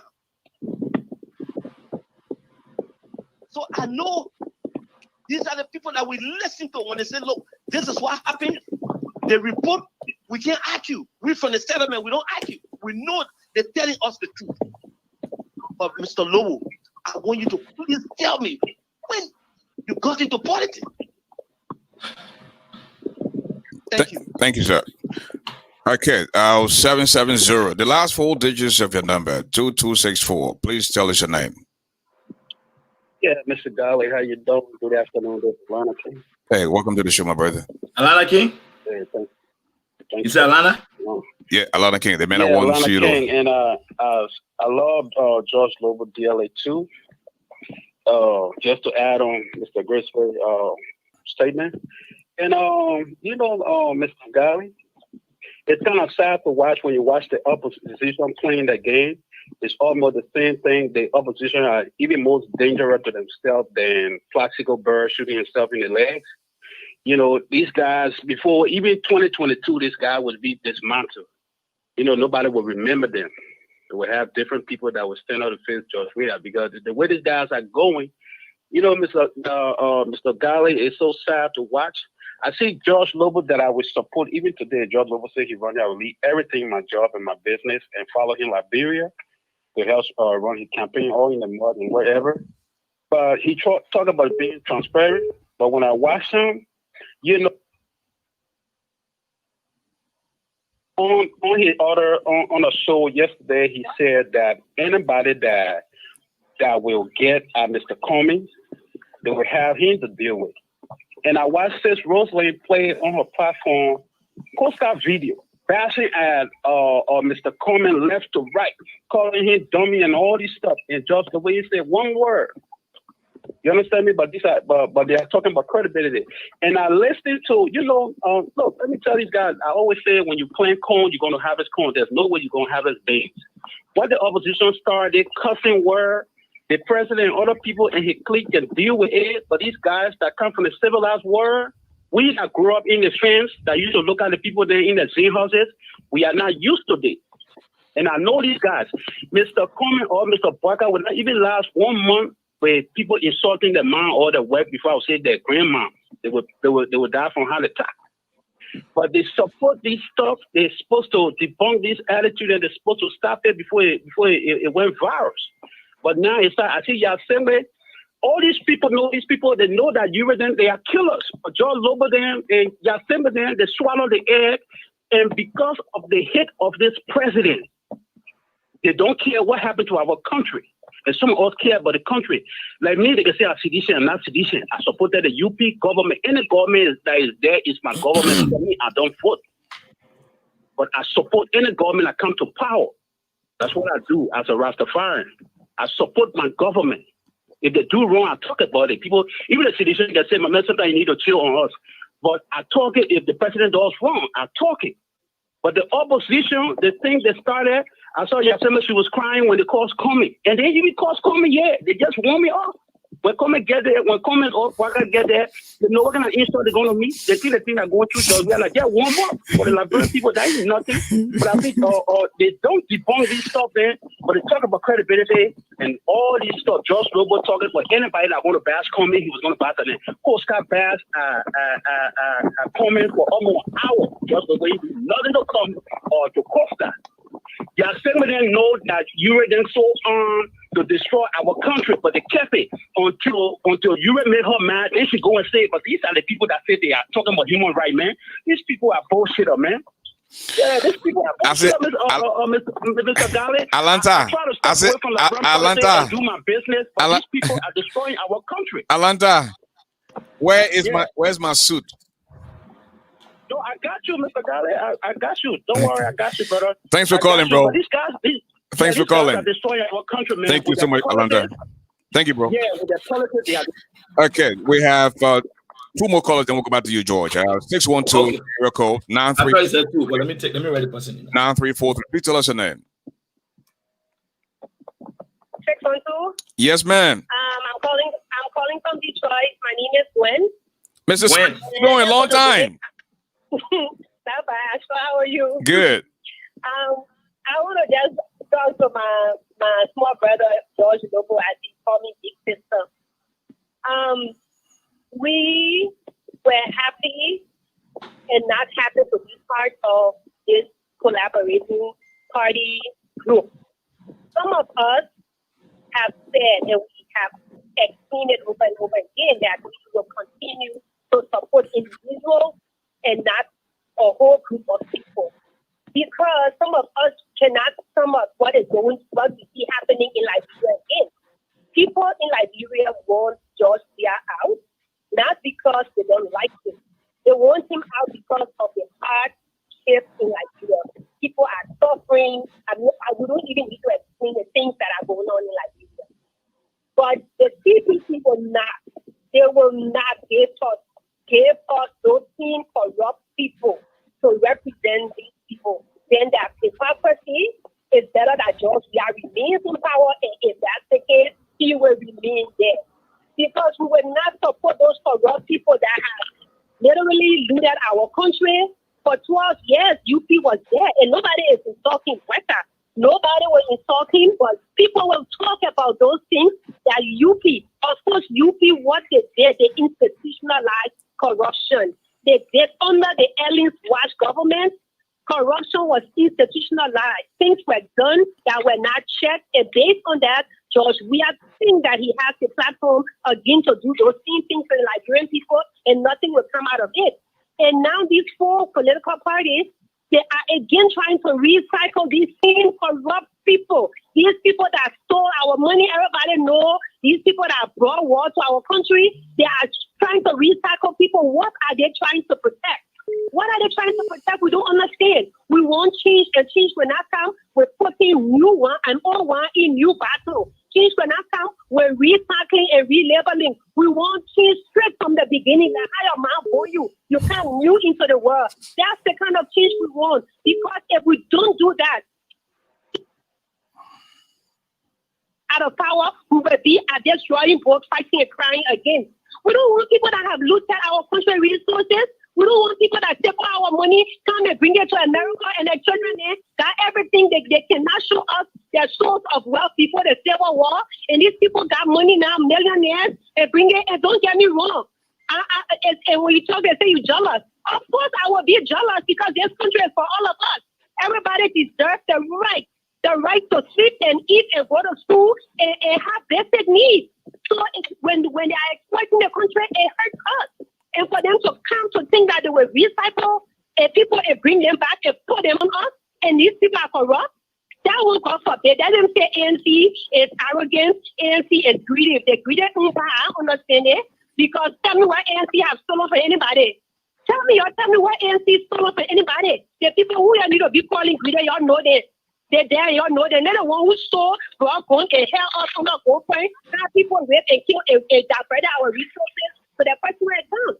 So we're not going to support those people. If that's the cause, then the CPP, if they didn't decide what to do, some of us will support people to go independent. They will go independent and we will support them. And besides, we've had seven by-elections since George we had took over. UP had almost all those tickets. They didn't win any. Isn't that I'm trying to tell you that the people know your brother's trouble, you're not going to win it? Okay, now let's see. John Ballard of UP, he resigned and he went independent. He's running in Maryland. Nobody talked about that. Romeo Quay of LP, he's running independent in Sano. Nobody talking about that. Paul Croman of LP, he's running independent in Cape Man. Nobody talking about that. Manufacturer Domo, he's running independent in Von Kante and he's an LP person. Nobody talking about that. Elijah Sia from Rewaji running independent from UP. So when I try one way, it become news. It become news. That one way is one person. He's only one person. Let's go back to the drawing. It won't work. I'm telling you now. Thank you. Also, this is not going to work. Thank you, Mrs. Smith. We will not support corrupt people. It will not work. If better with Scatter or George, that would stay there. That way, he would stay there with beer, with eating our chicken. There he stay there. But we're not support people that will come. They can claim on us against start stealing, start collecting money, bringing it to like America, come back, couple of houses, 7, 8 houses here for waiting. And the people who are there suffering, they every time they call it, go for me. Y'all please help me next time, y'all please help me, my daughter, eh? And when I work, let's see people go back to the drawing board. This decide this thing here soon, we'll find independent people and we'll support them. Thank you. Thank you, Mrs. Gwendolyn Smith from Detroit. Okay, Mr. Gerald Cummins is on the line from North Dakota. Good afternoon. Welcome to the show, my brother. Good afternoon, Aisha. How are you today? Too blessed to be stressed, as always. Let me say good afternoon to my good friend and brother, George Lobo. George, I'm going to say this to you. I'm going to talk to you like the days I spoke with Reverend St. Solomon Joa.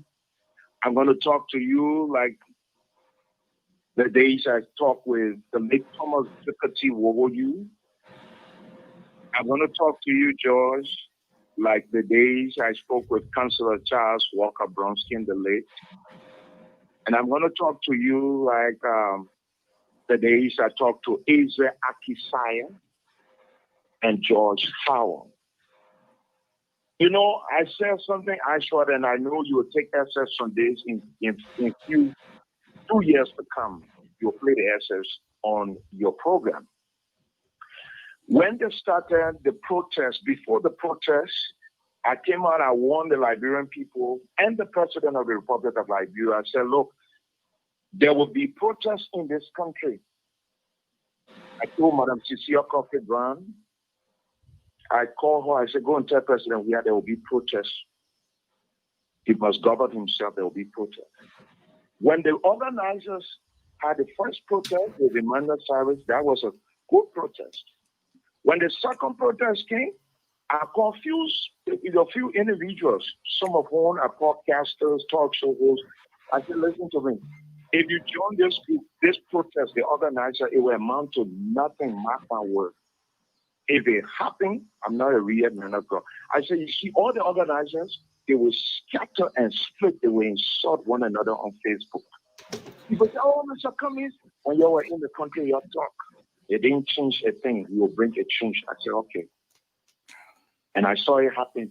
When they talk about collaborating political parties, Mr. Lobo, I came out as not as a journalist, not as a journalist, but as a man of God. I spoke.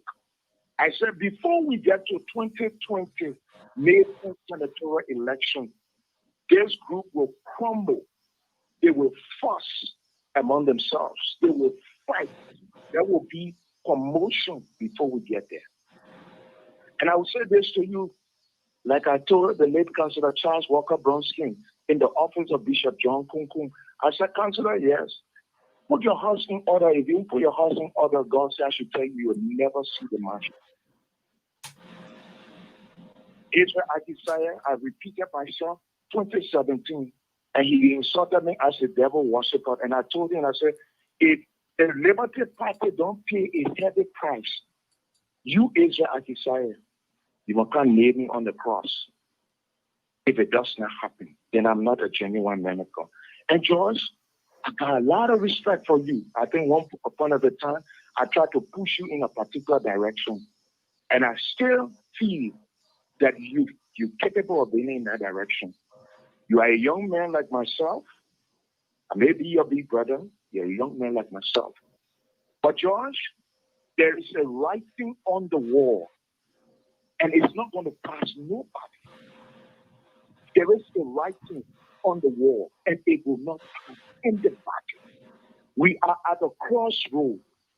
And I said to people when they had the protest for rape, I said, look, I support rape. I'm a father of 2, and I'm a grandfather of 2 girls. So I support anything that has to do with justice, because my school of thought says by justice the king gives stability for the ones who are greedy for bribe, tears it down. And the funny thing though, Cummings being a relative, you have been my former boss for 9 years, Youngly and myself worked for the late Harry Green. So we kind of know one, and I know people move. I don't know Cummings move. I don't know Barker move. But I know some people move. I know that every political step, I know it very well. I can tell when an article coming from somewhere, I know. Because 15 years of my lifetime in the media. But Asha, there is a writing on the wall. And Liberians must govern themselves. We will never dodge it. When I said to people 2007, I mean 1997, that Charles Taylor will be president and there will be war. And war with 3 Charles Taylor, they took it for joke. And I told Councillor Bronsky, they took it for joke. I told Dr. Adama Salih, he was the only person who paid to my voice when I said something was coming, it will kill people, it will not play. People took it for joke when JKKPR wrote the article, said Cummings God fought again. And I'm telling you, George, by the time we get to 2023, this whole CPP will shift. The only thing that will make this party survive is Cummings, Waka, Ure, Youngly can submit themselves to God and join the people who are about to move in another direction. People will say, oh, Mr. Cummings, there's a school of thought that says it is physical men that go to the polling center to vote. We agree. But we have tried every other thing, protest, war. Nothing has changed in our country. And until the day we submit to God, we're not going nowhere. Like the lady said, I said to people, they say, oh, why are you saying this? That John should rather be president for the next 12 years. Because people are still sleeping. You can be educated as Methuselah. But there is a writing on the wall, and I'm not afraid to say it to anybody every day, that until we submit to God, until we memorialize the people that died in our country, until some of us speak for justice, some of us work for some of the bourgeoisie, we told them in their faces, even when they thought they were going to fire, or we still said it. And I don't bite my tongue, leader without blood. Thank you, brother. But this CPP must face reality. The reality here is, one of the problems I got with the former vice president is this. 12 years, his office was responsible for people living with disability. Nothing. From the day I was a boy in Overhaughton, the people lived at that Nippo Street place, the group of 77. 12 years of their lifetime. 12 years before then, I was on Nippo Street. The people's life hasn't changed. Nobody did anything for them. They were still living. Some of them, we knew them when they were young men. We were even picking them today. Some of them are still living the same life. Thank you, Gerald. Thank you, man. Ashford. All right. Listen, George, I got some heavyweights on, so I will take them before you come in. Lofa Julius, come on. Yeah, thank you. Thank you for the opportunity. Come on. I don't know if it's your location, but the phone is cracking. You're still cracking. Man, I'm going to relocate.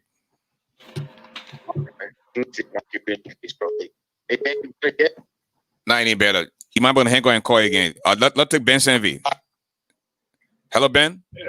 Hey, Big Brother, how are you? Good afternoon, my man. Doing well.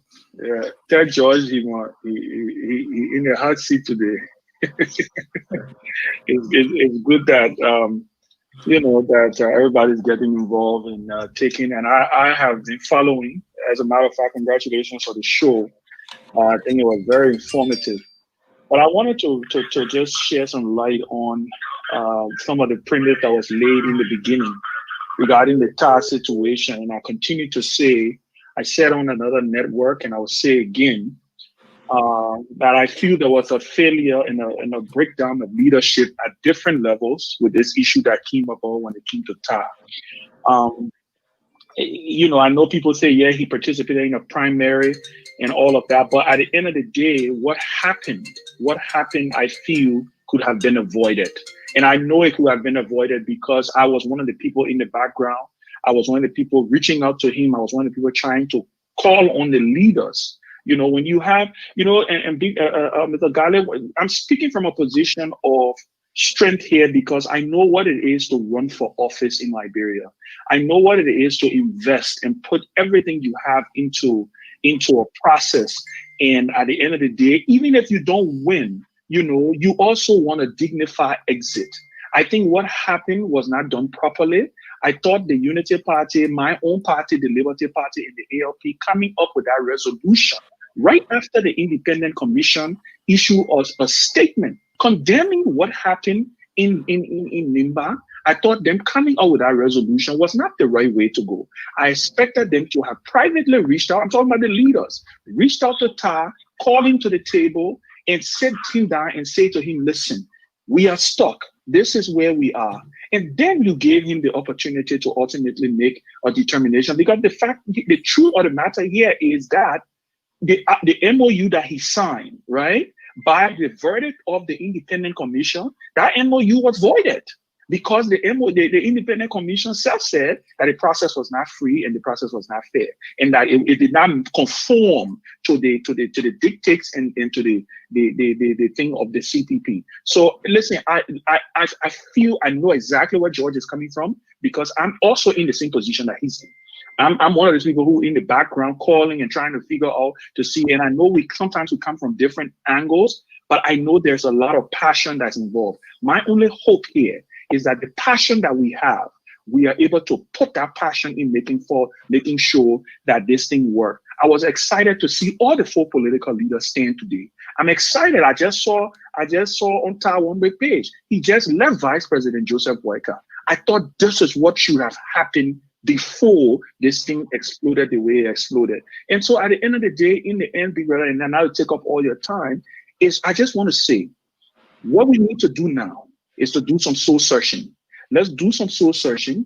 Let's re-strategize and let's come back to the table stronger. And let's fight to win a majority of these seats.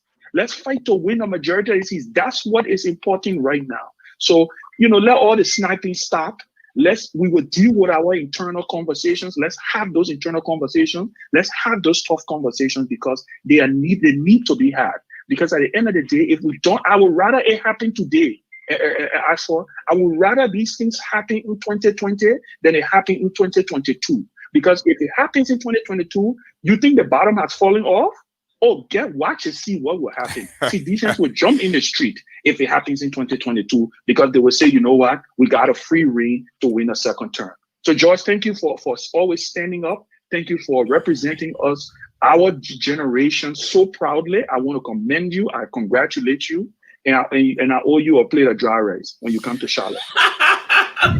Okay, listen, the very last caller from, I believe, New York, 347 is the Earl code, 7655. He's the last one, George. I promise you. Okay. Tell us your name. Thank you, Mr. Garley. How are you? Good. I'm too blessed to be stressed. His name? Good. What is your name again? The Charles. Charles Aku, Pastor Charles Aku, I'm calling from Jersey. Pastor Charles. I have a question from Mr. Lobo. Mr. Lobo, I want to ask a question. Are you people ready to leave Liberia? It will be my question. Are you people ready to leave Liberia? Because Liberia is looking for a leader. I have understood at the age of 51, we do not want a president no longer. We have chosen a lot of presidents, and they all have fear of. We have chosen a lot of politicians, they all have fear of. But we Liberians now are yearning for a leader. My question asked was, are we ready for the CPP to lead Liberia? Thank you. If the answer would be yes, I want us to commit ourselves to God, not to justify, not to defend wrongs, but to repent, fear God. George Weah is a guy who had no fear for God. And the Bible has taught me no house of a calm will go against itself and stand. Satan will never fight himself or his members. Moreover, if you guys are ready to fight George Weah, who have no respect for God, then you guys have to put yourself in order on the contrary of George Weah. So my question would be, are you guys ready? And if you're ready, you should have the fear of God. Thank you. You should have be greedy for power, but you should put God first and the country first. Thank you, Mr. Lobo. Thank you. All right. My turn now. Compassion, empathy, and love. Liberians are known for these things. They reach out during times of sorrows, deaths, and when there is a dire need. Please help save the life of Charles Torway. A small mold on this young man's leg has monstered into a giant tumor, leaving him unable to walk.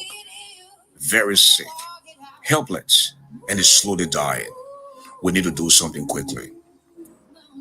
This is why British Radio Africa is partnering with the Liberian Women Advocacy Network International and Legacy Holding Foundation to help raise $21,000 for Charles to undergo surgery in the Ivory Coast.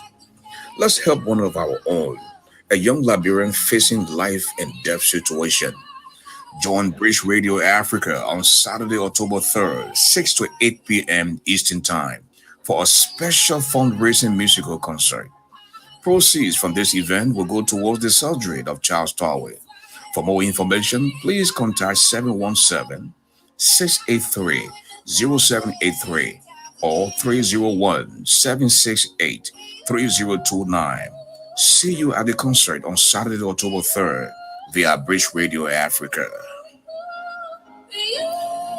Mr. George P. Lobo, take us home. As for one of the things that I admire about this process is what was just demonstrated. And I have been involved way too long, and I am built for these moments. Having said that, I want to begin with Heron's question from New York. He said he wanted to know when I joined politics. And he also said in that statement that I am on records for insulting the president. Mr. Garley, you have the history and you know. I gave you a number of a key government official, right? It was on the basis of my ability to speak to them. So if I was disrespecting their president, do you think I would speak to the people I speak to regularly? I don't like to brag and talk about who called me this morning. But the person who called me this morning, there's not a day that goes by that he don't see George Weah 4-5 times a day. but we don't have to brag about the connections we have. So the notion that I insult the president is not true. And let me be very, very clear. Liberians have a way of misrepresenting people's statement. When I say President Weah is incompetent, that is not an insult. When I say President Weah have leadership disabilities, that is not an insult. When I say President Weah lacks the ability to articulate a position of the country, that is not an insult. So I think we first must define what is an insult, because I have been on the record for saying that President Weah don't have the ability to lead, and we shall stand by any day. And if I met him one-on-one, I would tell him that you don't have the ability to govern a state. So when you say an insult, you have to use the right word. So if those interpretations is what you're referring to as insulting the president, then I think if it is a crime, I will go to jail for life, because I maintain that President Weah lacks the ability to govern the state. He is incapacitated to lead, and he has leadership disability. I stand with that statement. So that is in no way, shape, size, or form a disrespect to President Weah. I'm only talking about his ability based on his performance, based on his judgment. We know what is expected of a leader, because some of us, we joined organizations when we were not 15 years old. So we know what it feels. I was a member of the Hawaii in 1998. So if that is your interpretation and referring to me as insulting the president, my dear brother, I can't apologize for that. That is my position, and I stand by those words. But let me say this to you. To answer your question, when exactly I joined politics? I joined national politics in 2005, to be exact. I displayed my membership card with the Liberian Action Party January 3rd when I signed that card. And I campaigned with Vanny Sherman, went to Buchanan, and traveled across the country with the Liberian Action Party. So I've been actively engaged in national politics since 2005. So given the record today, we're in 2020, and my anniversary should be January. So that means I can say I have 15 years of experience. Take that from my age as a young man. I think I've been around for a long time, so you can tell that I know what I'm talking about. Now, let me get to Alana King. Alana King, I want to first and foremost say thank you very much for your trust and confidence in me. I'm very humbled by your kind words, for the fact that a man like you will decide that you will give up everything to leave it and follow me. You know, when you speak, Alana, you remind me about Jesus when he went to the river and met Peter and his brothers, James, I think James and the other guy, and he told them to cast the net. They said, we have been fishing all day, we have not caught any fish. And Jesus said, put the net back there. And then they did. And they caught the fish. It was so much to the point that they just told Jesus, they said, from today's date, we will follow you. And you've proven that. For you to say, I will leave everything and follow you. It brought that story of the disciples, the first disciples, when they said they will follow Jesus. But I want to say I'm very humble. Now, let's come to your point about Henry Costa. You know, when we discuss national issues, Henry Costa become front and center. Alana King, I had a talk show yesterday. According to you, Henry Costa addressed Mr. Cummings when? Was it before I had a show or after I had a show? Now, I may not have seen what Costa said or may not have heard it. Normally, I don't follow the Costa show because I go to bed at time. It's hard for me to wake up because once I wake up that time, I will not go back to sleep. So I just stay asleep. But let me say this to you. Every time we discuss Liberian issue, I know Costa becomes front and center of it. And I want to make this very clear today. My friendship with Costa is one that has been brought under a microscope and it's been scrutinized by all Liberians. I want you to understand one thing. He is Heren Pedro Costa. I am George Preston Lobo Jr. Right? I come from the Unity Party. He comes from the All Liberian People's Party. I graduated from CWA. He may have graduated from different schools. We have different career paths. We have different public service, community leadership experience. We have different records. I want you to judge me based on what I have done and what I can do. Trying to judge me based on what Costa has done or what you perceive he could do will be wrong.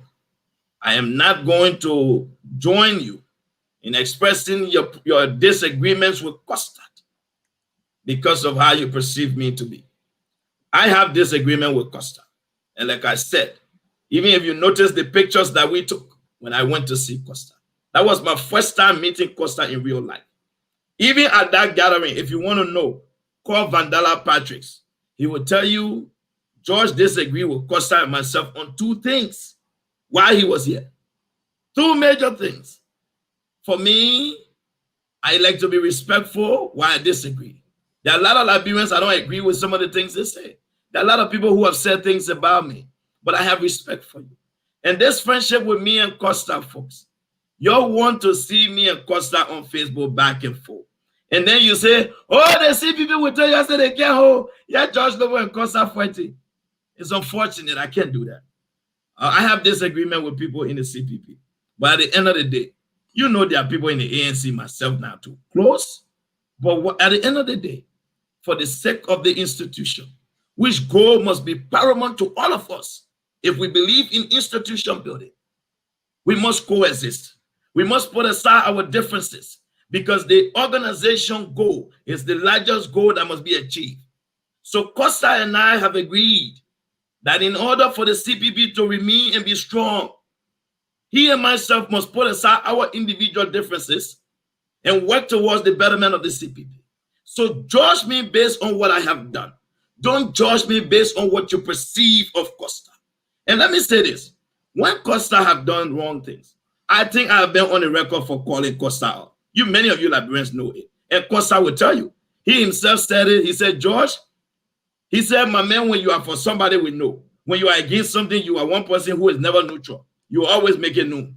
So I am that guy. But this notion about Costa, let me see. Someone has sent me the video. I click on it for a little bit. And I record some of Costa's initial statements. He said, and I quote, that if Mr. Cummings don't come up with a position statement condemning Charles Wongbe's action, he will withdraw his support for the CPP. He gave an ultimatum. So folks, when we speak, we must speak in the context in which when you quote people, that is one thing Liberians don't do well. If you want to quote somebody, please quote the person in the context in which they spoke. Don't take words to make something for yourself. I don't know the rest of the video because I have not listened to the entirety of the video, but I recall hearing that. In that same token, Costa said that he is pulling his support until Mr. Cummings can condemn Tar one way, and he went off on Tar, and that was what happened. So, folks, let's be honest here when we speak. I am not Costa's spokesman. Costa is the chairman for COP, right? And you people know I'm not a member of COP. So I can't speak for Costa and the COP and what they've done. I can speak as a member of the CPP. And if it's something that has to do with the Unity Party, that is my position. So this notion of Costa, Alana King, that is what it is. Now let me get to my B-Says Gwen.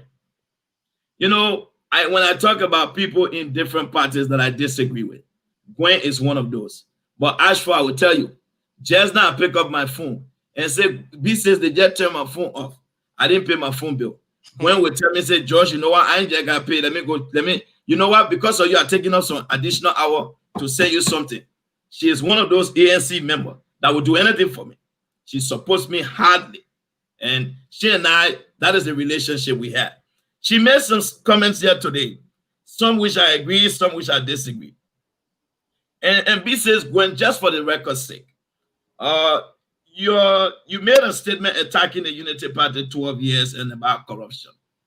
I have a Nigerian friend, Mr. Garley, who told me once. You were donated to the second our time pass. Okay, let me wrap it up. But no, that's why next time you have to limit it when people asking questions, because I can't leave and leave. Don't tell me how to do my show. But no, let me answer the question.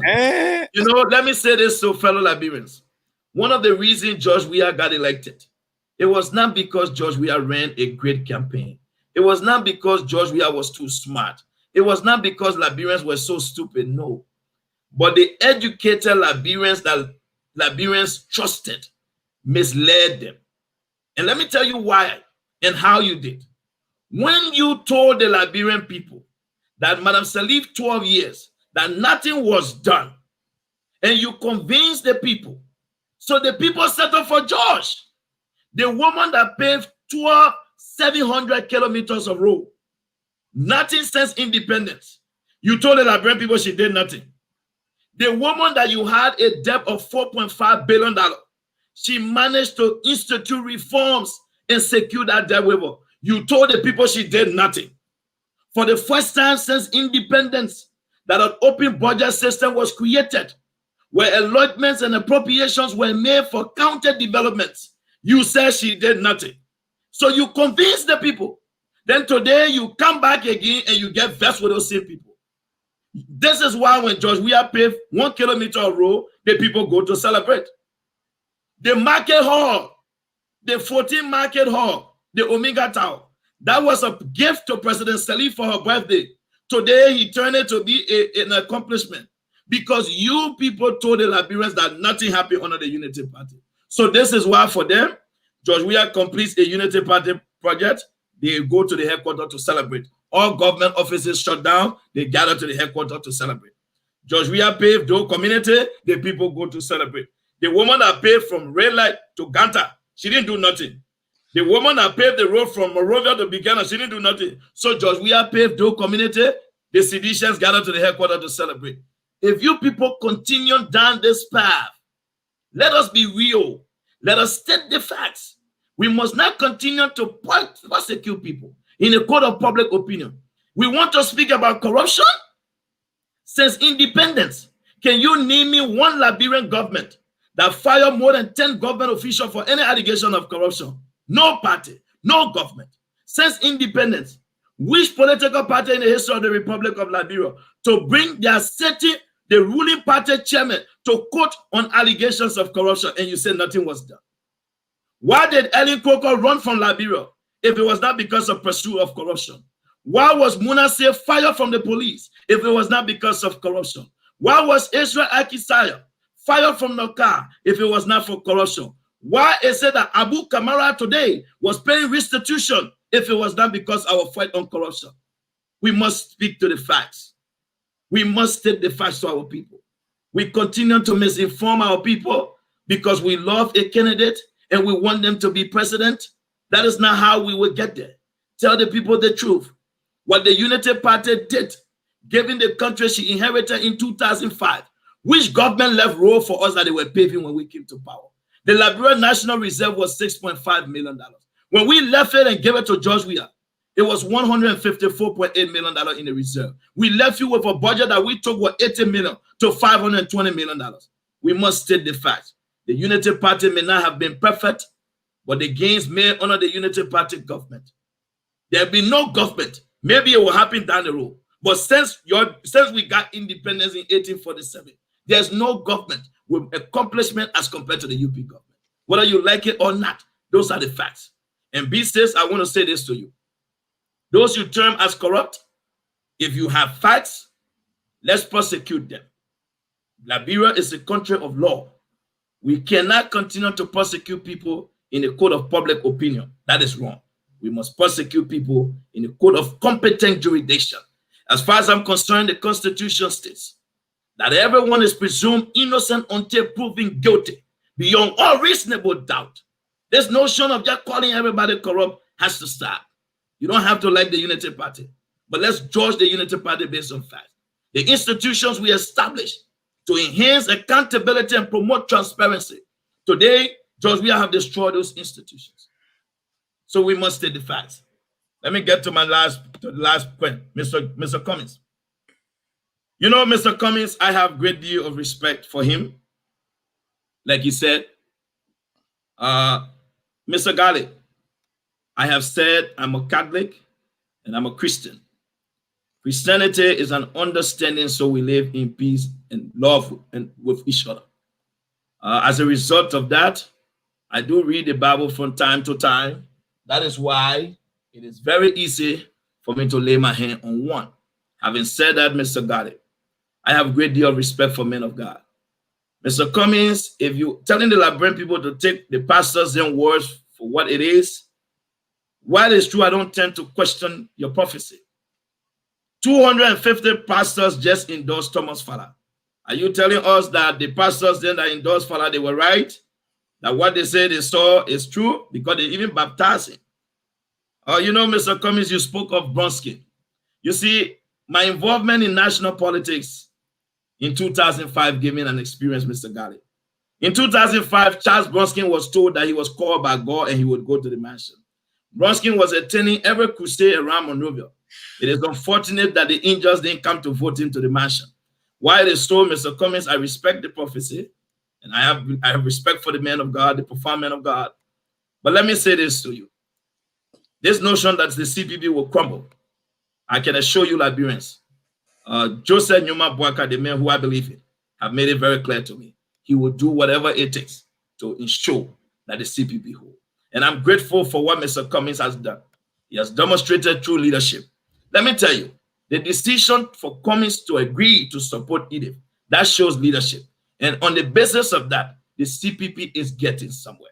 And I want to say to all of you Liberians, keep being skeptical, keep having doubts, because at the end of the day, we will continue to persevere, we'll move forward, the CPP will be getting stronger as you continue to doubt us, and that is what we will do. To the other pastor from New York, to the pastor from New York, Charles, before I get to the pastor, let me get to my good friend and brother, Ben Senvi. Ben, I want to say thank you very much. You understand this. You are the former chairman of the Liberty Party, so you know what it takes to be a member of this type of conversation. And listen, Ben, you put me in trouble with the dry rest thing. Folks, I'm not a dry rest fanatic. Henry Costa said dry rest is his signature move. So I told him that when I come, I like to give people, I believe in a division of labor, and I like to put people to test. Present to me what you are good at doing. This is why if someone said they want to cook for me, Mr. Garley, I say, what soup you cook best? Because I want you to put your A game on. I don't want you to cook. You say, that's not my best soup. You know I can cook this other soup. So that was the basis upon which I went for dry rest. So anyway, my man Ben said when I go to North Carolina, he owes me dry rest. But Ben, I want to say thank you very much for the words of encouragement. You have been a very good friend and a brother. You and myself will go back and forth. You know, this is how politics should be. I supported Ben against George Weah, against Robert Selig. When I have never met the man or spoke to him, I was supporting him in a senatorial race. And that is what we should do. We should support people based on ideas, not based on speculation. So Ben, my man, thank you very much. Now, Pastor Charles from New York said, is the CPP ready? Pastor Charles, the CPP is ready. Chairman Cummings have made it clear. We are strong. We are resolved. We remain resolute to make ensuring that we rescue Liberia, defeat the CDC, and prosecute corrupt government officials. So yes, we are prepared. The issue of saying that we have to go to God, folks, I respect Christianity. I respect the Bible. But some days too, Mark Zuckerberg didn't go to no church to create Facebook. He's one of the most successful and richest men in the world. Bill Gates did not have to go to the mountains to create Microsoft. He is very successful. We respect the church. And you pastors also need to understand, the president of the republic is a pastor. So how you want to convince us that, you know, when George is a pastor, he preaches at the church. Folks, you people too, I think you should call God to call the other fake pastors who is creating doubts among us. You know, so this thing can just be one way. We want to go to church, but when we see Pastor Weah, 1 second he's preaching, he's the only pastor who can quote a Bible verse. He's the only pastor, you know. Mr. Garley, I swear, you know, I respect the men of God then, but pastors, please, y'all pray for us. The CPP, we definitely, we ready. Y'all just pray for us, yeah? Because we got pastor there, we got bishop there, who are saying that they told her that God called George Weah. And some of you know the Bible. The last time I checked, every man that was called in the Bible by God, he always told them, he said, leave everything. I have prepared a place for you. The same Bible tells us that God is an honest God. He's a just God. How is God a just God? And George Weah is a pastor, but he declares his asset. We can't see it. He is stealing from the country, folks. You know, I'm not here to preach the Bible. I'm not a preacher, but Mr. Garley, I have to leave it there. I just want to say, I trust the leaders that we have, and that is what I will say to that. Before you give a closest statement, let listen to this message. Okay. Ladies and gentlemen, friends of Dillon, mothers, come one, come all. The battle of the sexy.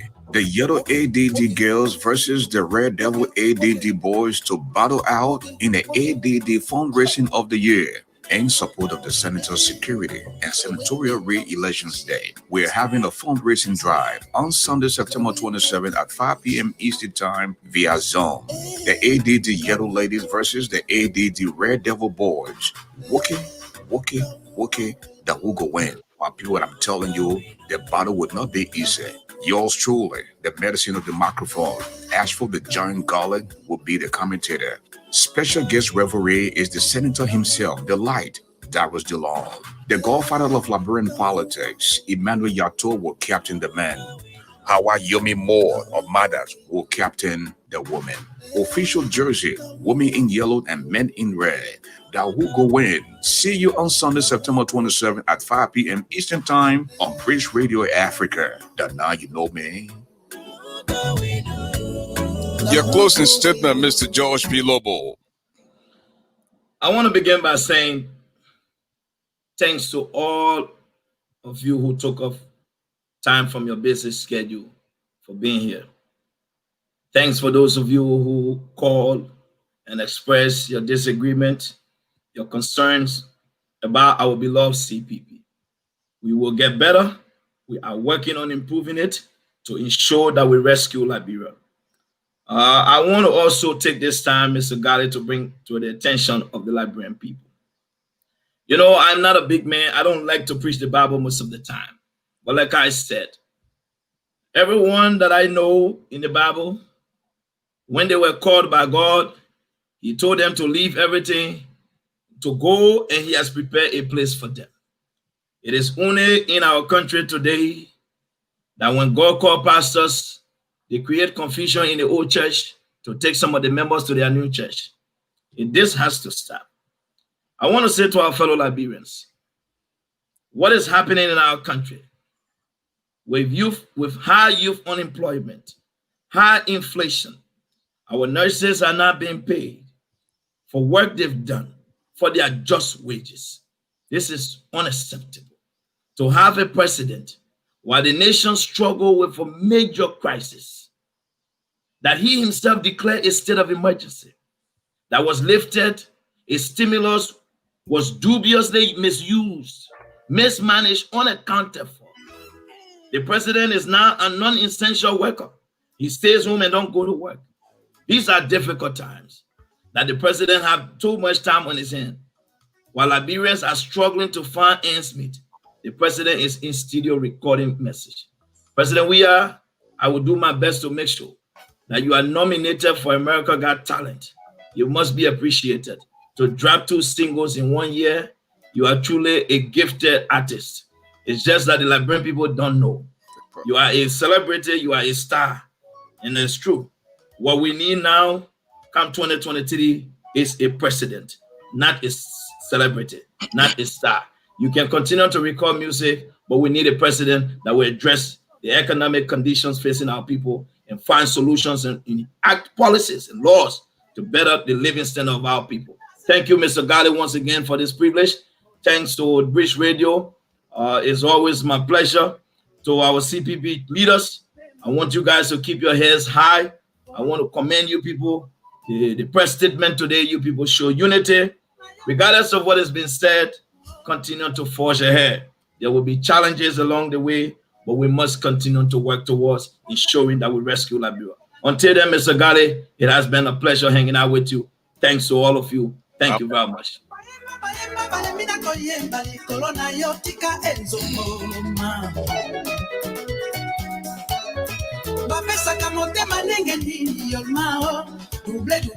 And folks, I'm afraid that's all the time I have to be with you. A big thank you to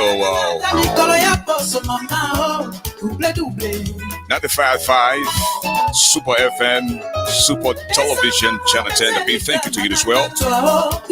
Laugh FM 104.1 in Monrovia. A big thank you as well for relaying the program. Until we talk to you tomorrow night with Quincy T.Y. Julie. This has been yours truly. The medicine of the microphone, the golden voice of Liberia, the brother who doesn't eat iron, but he's definitely stronger than a lion. Just sit to buy your kids, and white men know you friend black man. Don't see okra and swallow bone. The heart of a man is never known until he rises, and because there's no second chance to make that first impression. As for the giant garland, let's have fun. Enjoy the rest of the evening.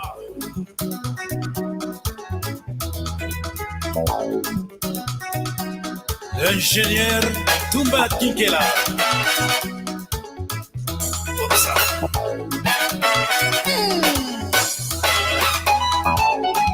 Aucun va chargement.